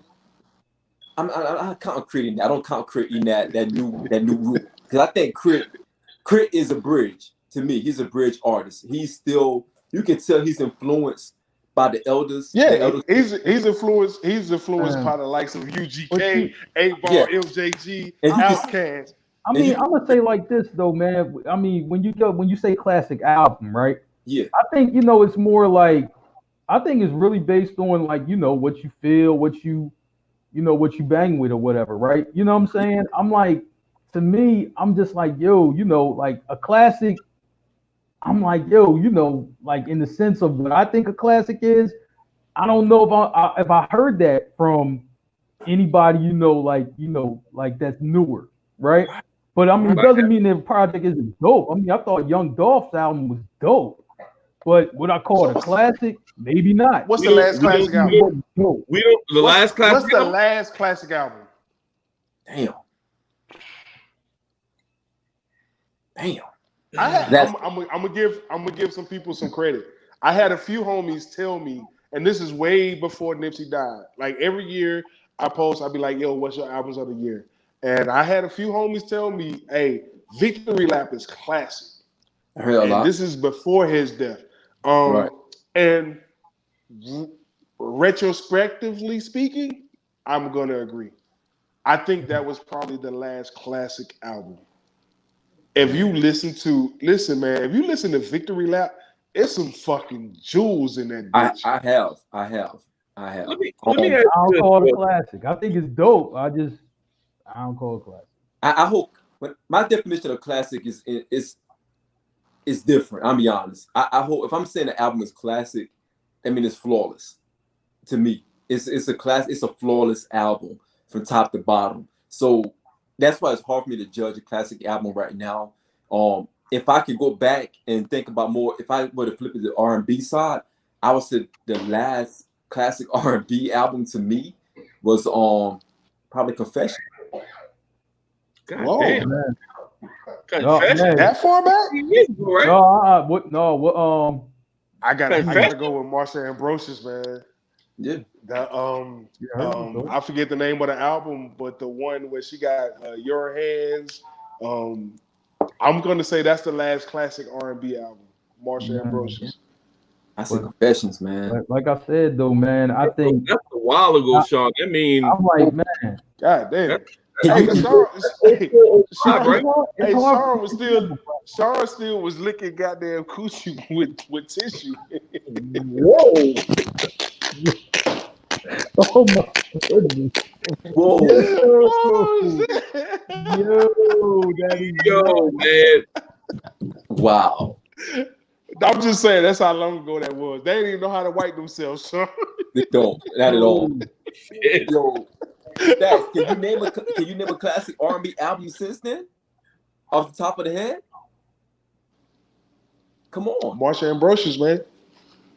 I forgot the name of that. We think about the same album, but I forgot the name of it. Come on. Who? No, that Marsha Ambrosius album was dope. But yes, that is a classic album. Hold on, I'm finna pull it. That is a classic album, man. It's a local classic. I'm talking about global classic. Nigga, stop. Marsha is from Great Britain, nigga. Late nights, early morning. You right with that. Late nights, early morning. Yes.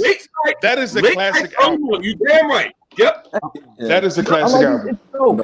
I don't put it in that classic. Right? I'm like, man, you have one? Since far away on it. Oh man, I got one, but I don't know if it's classic. I think it's dope. Bryson Tiller, Trap Soul. I thought that was dope. Dope. Yes. Shit. Classic, I don't know. That shit was super dope. That shit was super dope. I mean, I ain't gonna front. That shit was super dope. I mean, for all the way down. Tina B in the building. We got Tina B in the motherfucking building. What do you mean? So Merv, you haven't answered. Is Confessions, like, is that not the last classic R&B? He lost. He saw You Tina B name. He don't know how to react. That You you do, baby. Yeah, he don't know how to react. He saw Tina B name. He like, oh shit. Yo, idiot. Damn. I got a brain fart, man. I can't even. Confessions is a classic, Confessions is really not a classic though. It is. Nigga, whoa. It really is. The Hey, you get past the ghetto. Don't do it. Don't do it. So, Don't do hey, it. so all right, so Nah, so let me ask. I can't front. I can't do it. Even I can't do that shit. Yo, Even I can't do that shit. no, Nigga. and here's the thing about Confessions. Females love Usher, right? Women love Usher. And they act like Usher didn't shit on everybody on that album. Dude came out the gate saying, when I was in LA, I was with my other chick. And females, and they forget. Whoa, wait, what just happened? No, I'm just saying how women love Usher. It's been like that, man. I mean, you do. We'll be in a club and the goddamn song come on talking about I wish I could fuck every girl in the world, and you have females on the fucking in the club singing that shit. So that's just shit they do when it comes to music. Whoa, now this is a tough one. I ain't gonna front. I'm going 8701. I'm going 8701. Yeah, I'm going 8701. I got 8701 too. Confessions is a fucking classic. I'm going 8701. Hey, so what? Quick Sean story. I'm going 8701. Yo, 8701 is like sentimental to me because I want to Here we go with the bullshit. Here we go with the bullshit. I'm gonna sit back. So check it, right? Hey, you remember the last time Sean did that laugh and he licked his lip like LL? He was like, "My wife is a celebrity." Hey, and shit. Yo, I want to hear it. 87. Yo, so every songs and albums like spot checks for life for me. You know what I mean? Like I can go back. Facts. That's everybody. I can remember things. 8701 was like an up and down moment for me personally because bye Tina. We got to get rid of Tina. Tina gone now. She can't come back. Tina can't come back. Yeah, Usher Tina can't come back. Yeah, Usher is the man. You can't front on Usher. Like my Wiz broke up with me, right? Doing 8701. 8701. Like this was the. I knew it. I did too, Mark. I knew it she too, dumped me. Like she dumped me right on 8701. And remember the song he got on there called "Help Me"? Remember the song? Hey, no. Listen, I'm gonna tell you worse. I was in Germany and he had that joint. It was like U-Way or some shit like that. It was one of them dance joints. And he was like, "Put your hands up." Yo, when Help Me came, I was driving back to base. I was stationed in Beaufort. I was driving back to base, right? And I was listening to the album, and Help Me came on. Nigga, I had like tears coming down. Like, yo, I'm in the car like this right here, like, and you know, at that time I had like 12. I had some bump in the back. I had like 12s. Oh, this wasn't the Saturn. This wasn't the Saturn. Didn't he say he had a Saturn, Mark? I had a Galant, man. I had a Saturn. I had a Galant. Oh, my bad. But okay, I got you. It was spoiler. So Mark, U-turn. Rebecca on point. I like Rebecca. Yo, Mark, here's the crazy thing. That's puzzle. Yo, Mark, here's the crazy thing. The verse she's far better than you. When he hit that note, like he was like really hurt. When he was like, "Can somebody help me?" Yo, I felt that. I was like, "Yo, can somebody help me?" Whoa. Tina is disrespectful. Oh, Tina, Tina is disrespectful. Look, no, she's talking about Merv. She's talking about Merv. That's it. Yeah. No, she's not. No, she's not.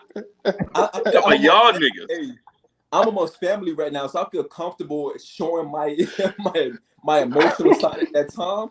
But Dre, a couple of months later, Drake, that call Thomas somebody. later, I can say this now because we good. Hold on, rewind. I couldn't hear you. Say again, Sean. Go ahead. No, I said, but no, say Drake, again.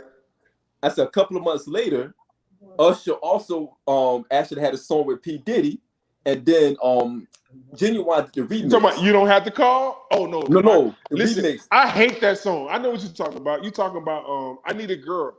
That is the most disrespectful series of songs ever. Puffy wrote a song about a woman that left him and got another nigga, and he wrote a song and said, "Nah, you don't need that nigga. I need you. So bring your ass over here." And Puffy is disrespectful. I think he deserved. And this was the same time where he made them niggas walk from Brooklyn to. He made them walk from Manhattan to Brooklyn. I don't know if y'all have ever been to New York, but from Manhattan to Brooklyn, a walk is not a short goddamn walk in the park. Fuck Puffy. Puffy needs to be slapped. I don't want to go to Revolt TV no more. Drake, that was my anthem. Hey, if you have to be a beat with him, go ahead. I'm good. So I got a couple of questions. Adele, Bruno Mars, does that fall on R&B or that pop? What about did y'all like My Life Too by Mary? I think Bruno Mars is pop. I think Josh Stone. I think Josh Stone is 110% better than Adele and Bruno Mars. I think Josh Stone is great, and she does not get the credit. Listen, when you listen to Josh Stone's voice, Adele doesn't compare. It's not even this. It's not even. Bruno Mars is an entertainer. He's not just a singer. He's really. I agree with that. Yeah. He's like Beyonce. All right. So Adele album, y'all don't consider it classic, R&B classic. I didn't listen to it. I'm not gonna lie. I think it was a hit. So what about My Life Too? Mary. My Life Too? No. Yeah. I didn't know that was on My Life Too. I'm sorry. Yeah. No, I don't see it. I didn't see that. 411 and what's the other one? Mr. John with I'm pretty. I must be. Maybe I got the wrong title. I think it's My Life Too. Let me look it up. That sounds about right. Merv normally fucks up, so that sounds right. The one with the intro when she's talking to Puffy, and she was like, "There's no way I could do this. I could do another one without you." You killing me with the Becca is crazy. She said, "Yo, Becca, real talk though. I do agree with you. That's most women, and I hate that about Mary. I like Mary when she drugged out and trying to get back at KC, who in my opinion, KC is top 3 of all time. QC, I'm telling you, we bring the best out of women. QC bring the best out of women. We're here for you, Becca. I saw Casey in concert a couple of years ago. Eating the chicken bone. He tore it down. He tore it down. He killed it, man. My wife was like shaking my head the whole time. She was like, "This is ridiculous. That's ridiculous." So, hey, hold on. So none of y'all ever heard of My Life Too and never listened to it by Mary? I don't think it's a classic. You listen to it, I think it's a classic. Nah, I don't even think I listened to it. Was that Mary's second album? Nah. Mary J. Blige, My Life Too. No, that came out. Bro. My Life. That wasn't My Life. That was My Life Too. Okay. Hold on. When I pull up My Life Too in Spotify, nothing pops up but a song by Big Mo. If you don't know who Big Mo is, he's I'm not gonna say he's great, but he's a Southern pioneer in the H-Town area of the world. Man. Hey, stop! Don't do whack. Don't say whack. All right, he's not whack. Hey, Big Mo got a classic song though. Let's not act like he ain't got no classic song. He does. I guess. You're an asshole, Sean. My Life and what's the 411, man, in my opinion. My Life Too was okay, Merv. I think that the Breakthrough was much better. I think the Breakthrough was her last great album. Yes, I forgot about the Breakthrough. Yes. Yeah. Did the Breakthrough come out? When the Breakthrough came out? Like in 05? That came out in 05. That's the one, I Want to Be With You. That's when it was a resurgence amongst females. That's when what's her name? Mariah Carey was popping because she had Jermaine Dupri in her lap. Yep. That's when Alicia Keys was really, really popping.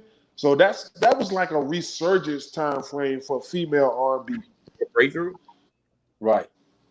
I got one. She did the shit with YouTube with the song called One. That was a good song. So Stacks, let me ask you this. When those songs came on, did you find yourself wanting to get on a dance floor and shake a tail feather to Mary songs? To Mary songs. Yeah. Right now. Like when Fine came on, did you feel like you just wanted to get out there and shake a tail feather? Nah, you look like the type that was doing the Dougie doing that shit, man, with your bean head shit. I'm just saying. Hey, no, I have a serious question for Stacks. Stacks, is there ever a song that came out that made you say, "Hey, I love my wife so much, I'm gonna mow the lawn"? Come on, man. that real talk though. Any song like All My Life, Yo, like JoJo. This guy is being really, really funny. Yo, the real talk when Casey and JoJo joint came out. No, hold up now. Yo, Casey and JoJo, All My Life. That was probably one of the greatest, if not the greatest. That's a wedding song. No, the album's for All My Life though. Like no, the song, the song All My Life is a wedding song. Yeah, song it's a wedding song, but the whole album is like from top to bottom is the best album I've ever heard in my life. What? Yeah, hold on. I wouldn't say that. Fucking minute in your life? In my life, I wouldn't say the best. Listen, it's a tough album. That's the best. Hey, Samofo, Monroe. I'm gonna say Stand Up, but I'm not gonna say that's the best R&B album of my life. I think there are plenty. I think Forever My Lady is a better album than that. No, I don't want to go there, but it's an album that I think is the best R&B album. Forever My Lady is better than all time. Forever My Lady just got hits up and down. Thank you, Mark. God, I mean it's insane how many hit records came off that thing. Because I mean, even the stuff that wasn't even singles, people just still rocking it. Like, yo, well, Stats, you play that at your wedding, Stats? You play that song at your wedding, All My Life? No, I did not. You know what Stacks played at his wedding? Hey, Stacks played Parliament. Yeah. Yo. Hey, Stacks is like, why must I hold my breath? Feeling that I might choke. Hey, let me know y'all done. Thanks, best man was wearing a diaper. Oh shit! Hey, are we allowed to mention my favorite R&B album? Fuck y'all, but my favorite R&B album is TP2 Calm. TP2. I'm sorry. I'm sorry. TP2 Calm. What? Like we talking about album right? So I don't hear no. We talking about music right now, and my favorite fucking R&B album is TP2 Calm. The album, the track 4, The Greatest Sex. Oh my God! Of course, Merv. Listen, it's one of the things. It's hard to separate the artist from. All right, cool. I get it, man. Dre, you said so. And so I'm with you. I feel what you're saying, and it's kind of like looking at the Cosby Show. You know what I'm saying? Like, hey, I got all DVDs. Really... I'm looking at it all the time. But you, Merv, you told us about how you took your hand and swiped it down the back of a female in the club while she was hot and shit. So you're different. Dre, that's a good segue though, because a lot of artists have flaws. You got Michael Jackson.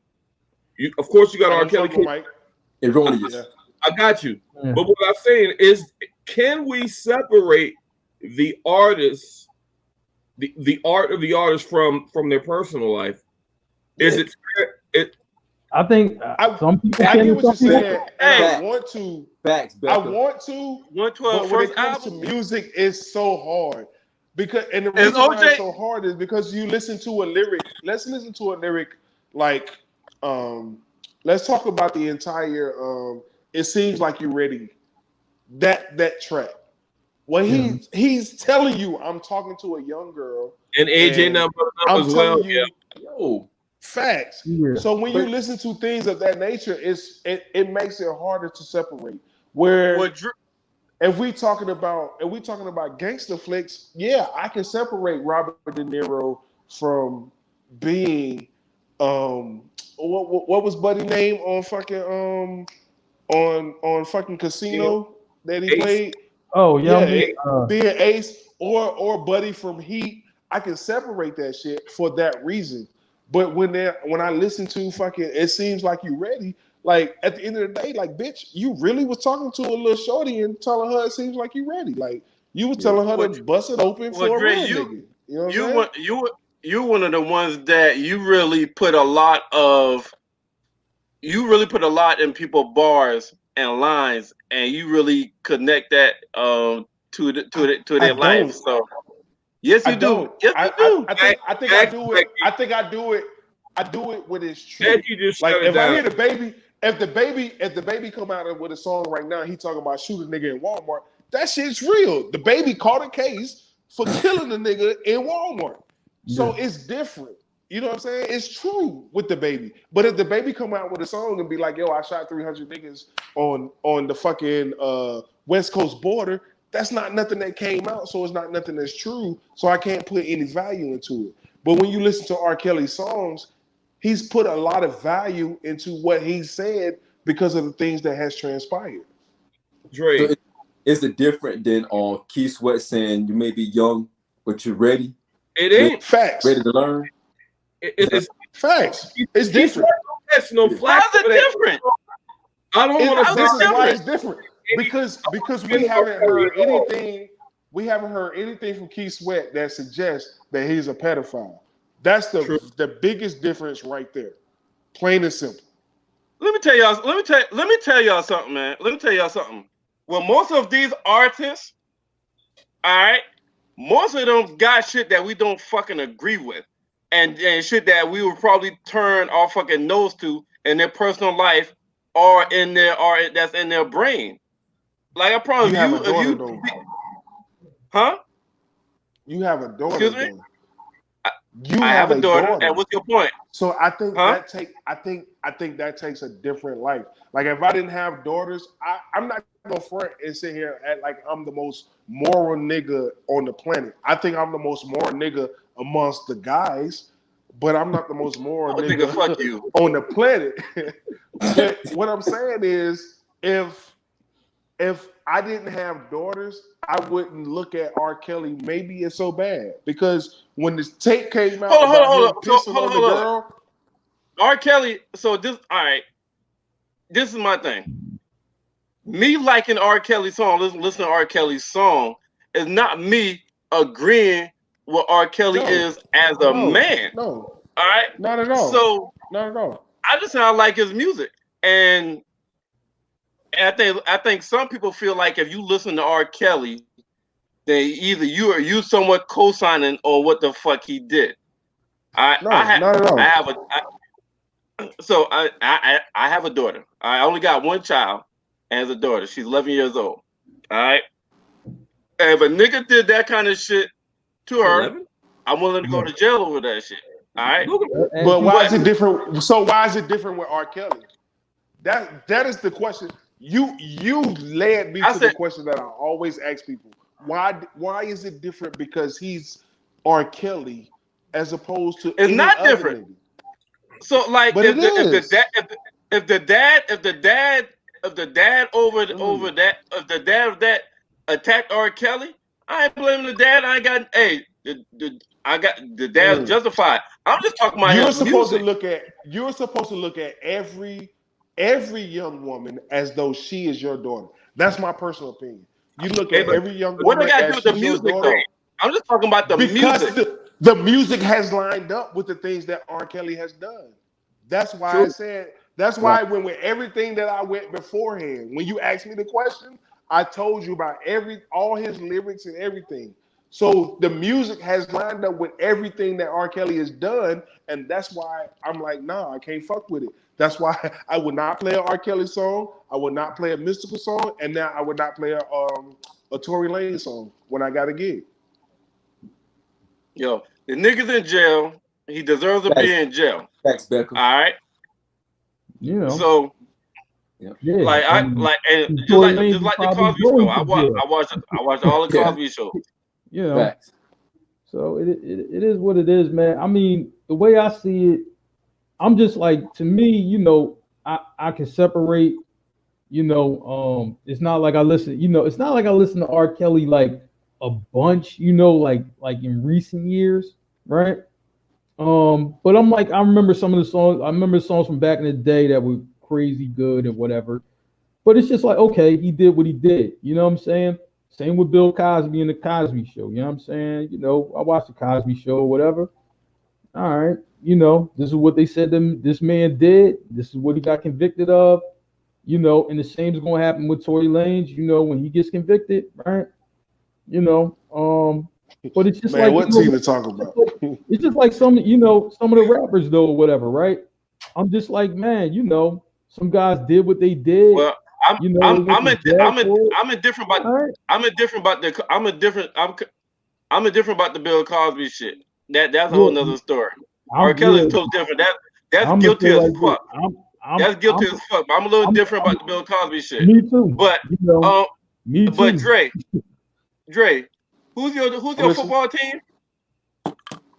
The Buffalo Bills and the Carolina Panthers. Shit. Who O.J. Simpson played for? Who O.J. Simpson played for? Who O.J. Simpson played for? He played for the Buffalo Bills. But at the same time, let's get a couple things straight. One, I am not one of these black people who believe that all black people are innocent. One, I don't think OJ did it, but I think OJ had something to do with it. That's first. Mm-hmm. Secondly, OJ never played a single down in my life. I was born in 1981. I want to say OJ was retired in 1973. That has absolutely nothing to do with me.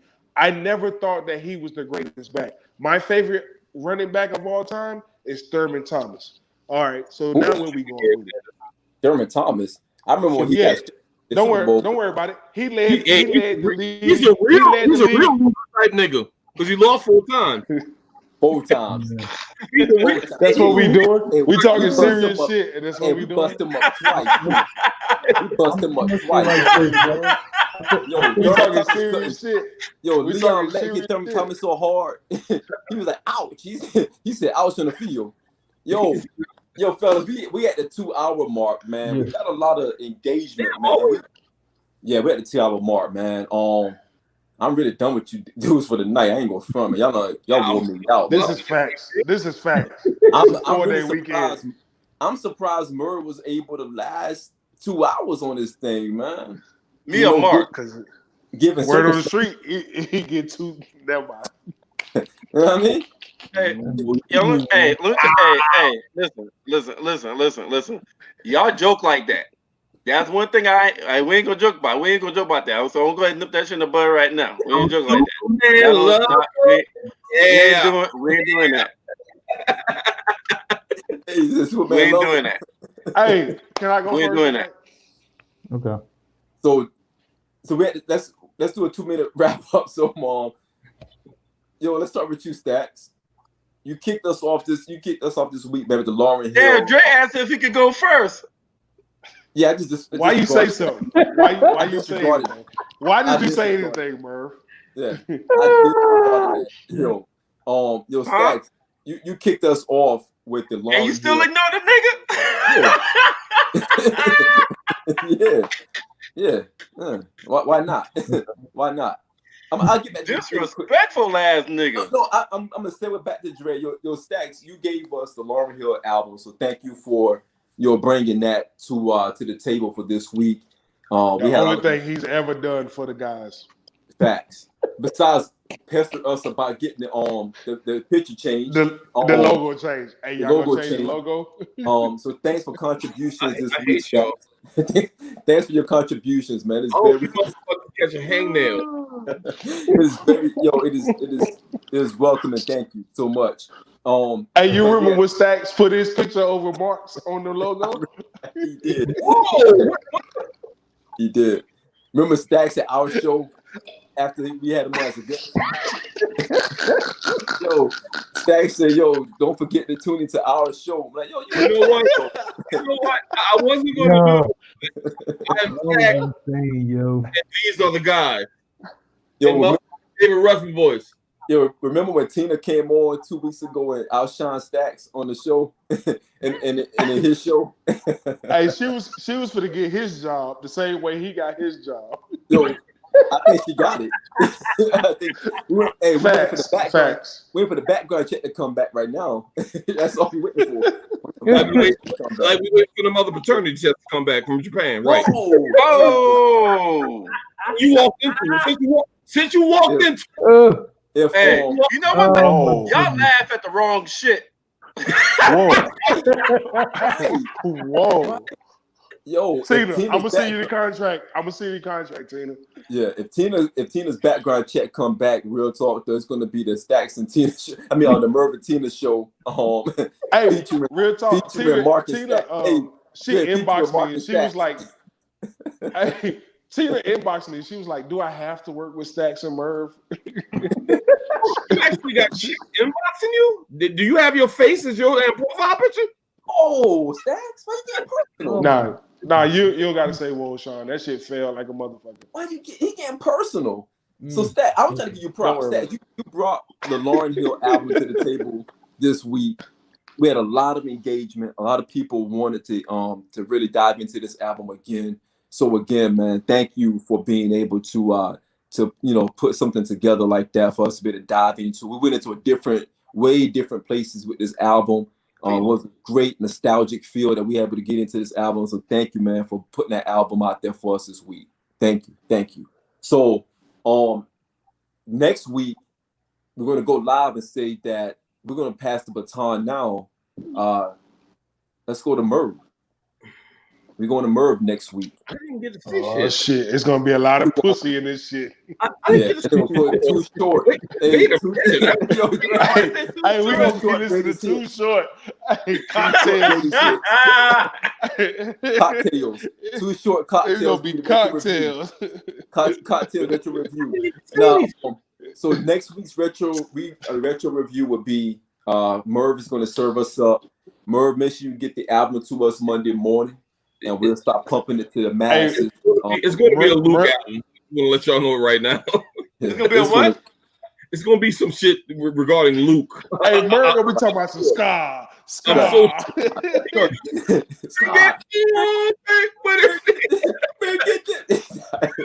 Yo, Merv is like that dude off of Boomerang, the nasty dude that wanted to do the Stargate commercial. Nah, Merv is Jamal. Merv is Jamal off House Party 2. Merv is Jamal off House Party 2. Hey, what's up, y'all? My name's Jamal. Man, fuck you, man. All right, man. Come on, let's go, man. I'm trying to get drunk. Wrap up. So, Dre, kick us off with our wrap up, man. Listen, I apologize. I didn't have what I wanted to. Things ran a little long at work. But October is Breast Cancer Awareness Month. I definitely plan on wearing pink throughout the entire month.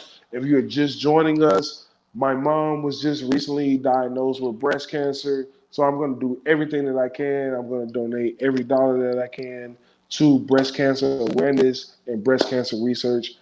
I don't have any jokes about it. And that is the truth. And that is it. Thank you, sir. And again, much prayers to your mom, man. Appreciate it. Mark, what you got for us, man?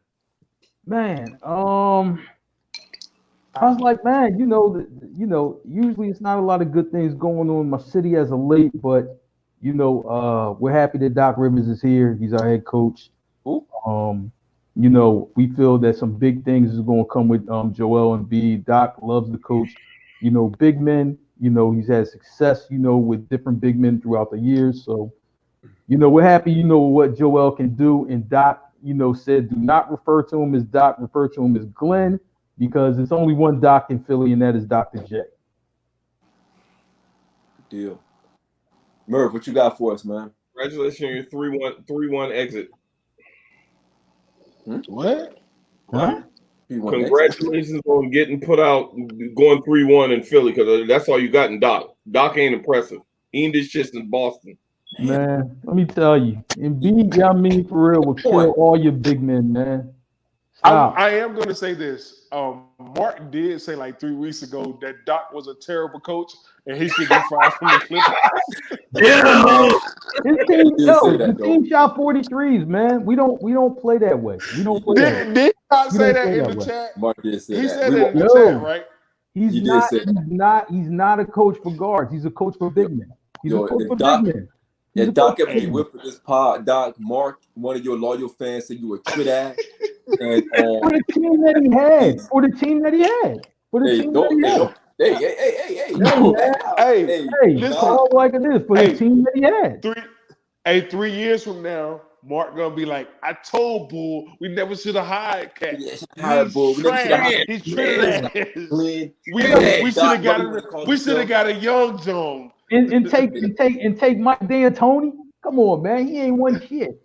Hell all right, no. my bad. I quit. I quit. Go ahead. So Murr, what you got for us, man? Murr. All right, everybody. It's still the month of October. My birthday is coming up October 19th. I'm a motherfucking Libra. I'm celebrating all motherfucking month. My Cash App is $Marvin D's. I'm gonna tell y'all that every day. If you want, show more love. You know what I'm saying? That's what love. Show more love. All I'm saying, I'm celebrating all fucking month. Hey, I'm turning goddamn the big 4-0 and motherfucker we lit all month. All motherfucking month. October 19th, Libra gang. I turned 40. We celebrating. All right. Find me on goddamn Facebook and we goddamn celebrate all goddamn months. Virtually, I'll let you know where I'm gonna be at. I'll let my fans know, let my family know, let my friends know. Get at me. Libra 40. Boom. Wow. How can you follow that, Stacks? What you got, Stacks? Hold on 1 second. I want you all to join me tomorrow night as the Los Angeles Lakers crown themselves 17-time NBA champs. Yeah, I switched the hat. Big ups to my cousin Rebecca, aka Becky. She just had a birthday. I think she just turned a big 4-0, Merv. She got you. Happy birthday, Rebecca. Happy birthday. Happy birthday to my cousin Rebecca. Much love to her for joining us in the guys tonight. Good show, fellas. Much love to you guys. That's all I got. Word. So all that I got, fellas, fellas, good show tonight. We didn't come in with a script. We want to just talk about the album and just let things flow from there. So I appreciate you guys bringing the game faces on tonight. Had a lot of good things going on for the past couple of days. Now we had we didn't have a hip hop corner this week, but we'll be back with you guys next week. Hip hop corner. So we'll be checking the ads on that. We had a great episode of the Power episode. Merv and Stats featuring Mark, and they also are featuring Tina B. So thank you all who tuned in for that, tuning in for those guys and showing love as well. And again, we came back, finished this thing out for the week on a Thursday night. Been able to knock things out the park from my perspective.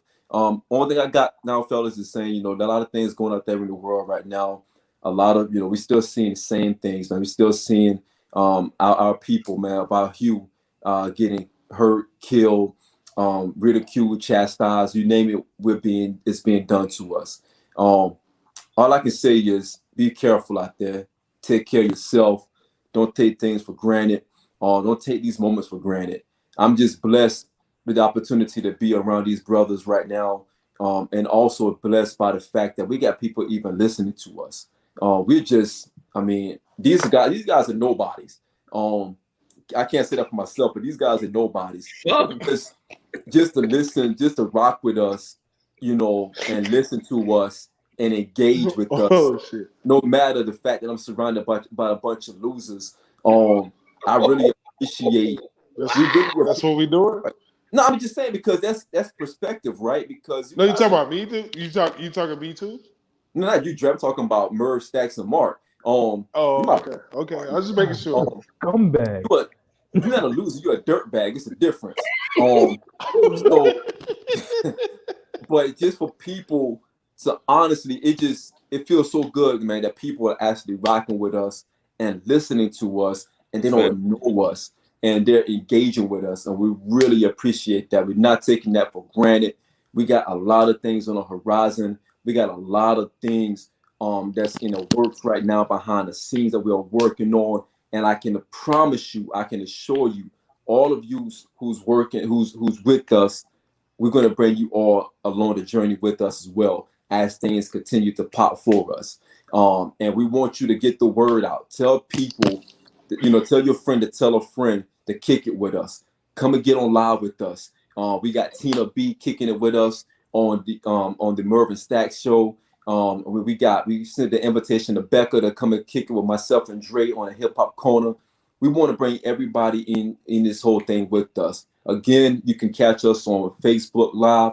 You can catch us on YouTube. You can catch us on Mile High One Radio, and you can also catch us on Zingo TV Blackjack channel, channel 199. So we have a lot of irons in the fire right now. A lot of things are popping off right now. And when I blow up, everybody blows up, because these losers can't do it by themselves. They need me. That's why I'm in the middle right now. And that's why we're going to keep this thing rolling. And we want y'all to continue to rock with us. So, fellas. Hey, Oscar Grant is Breonna Taylor. That's all I want to say. Facts. Absolutely. No doubt. Fellas, on behalf of a good show, I salute all of you guys, man. And thank you all for tuning in tonight. Yo, peace. Peace.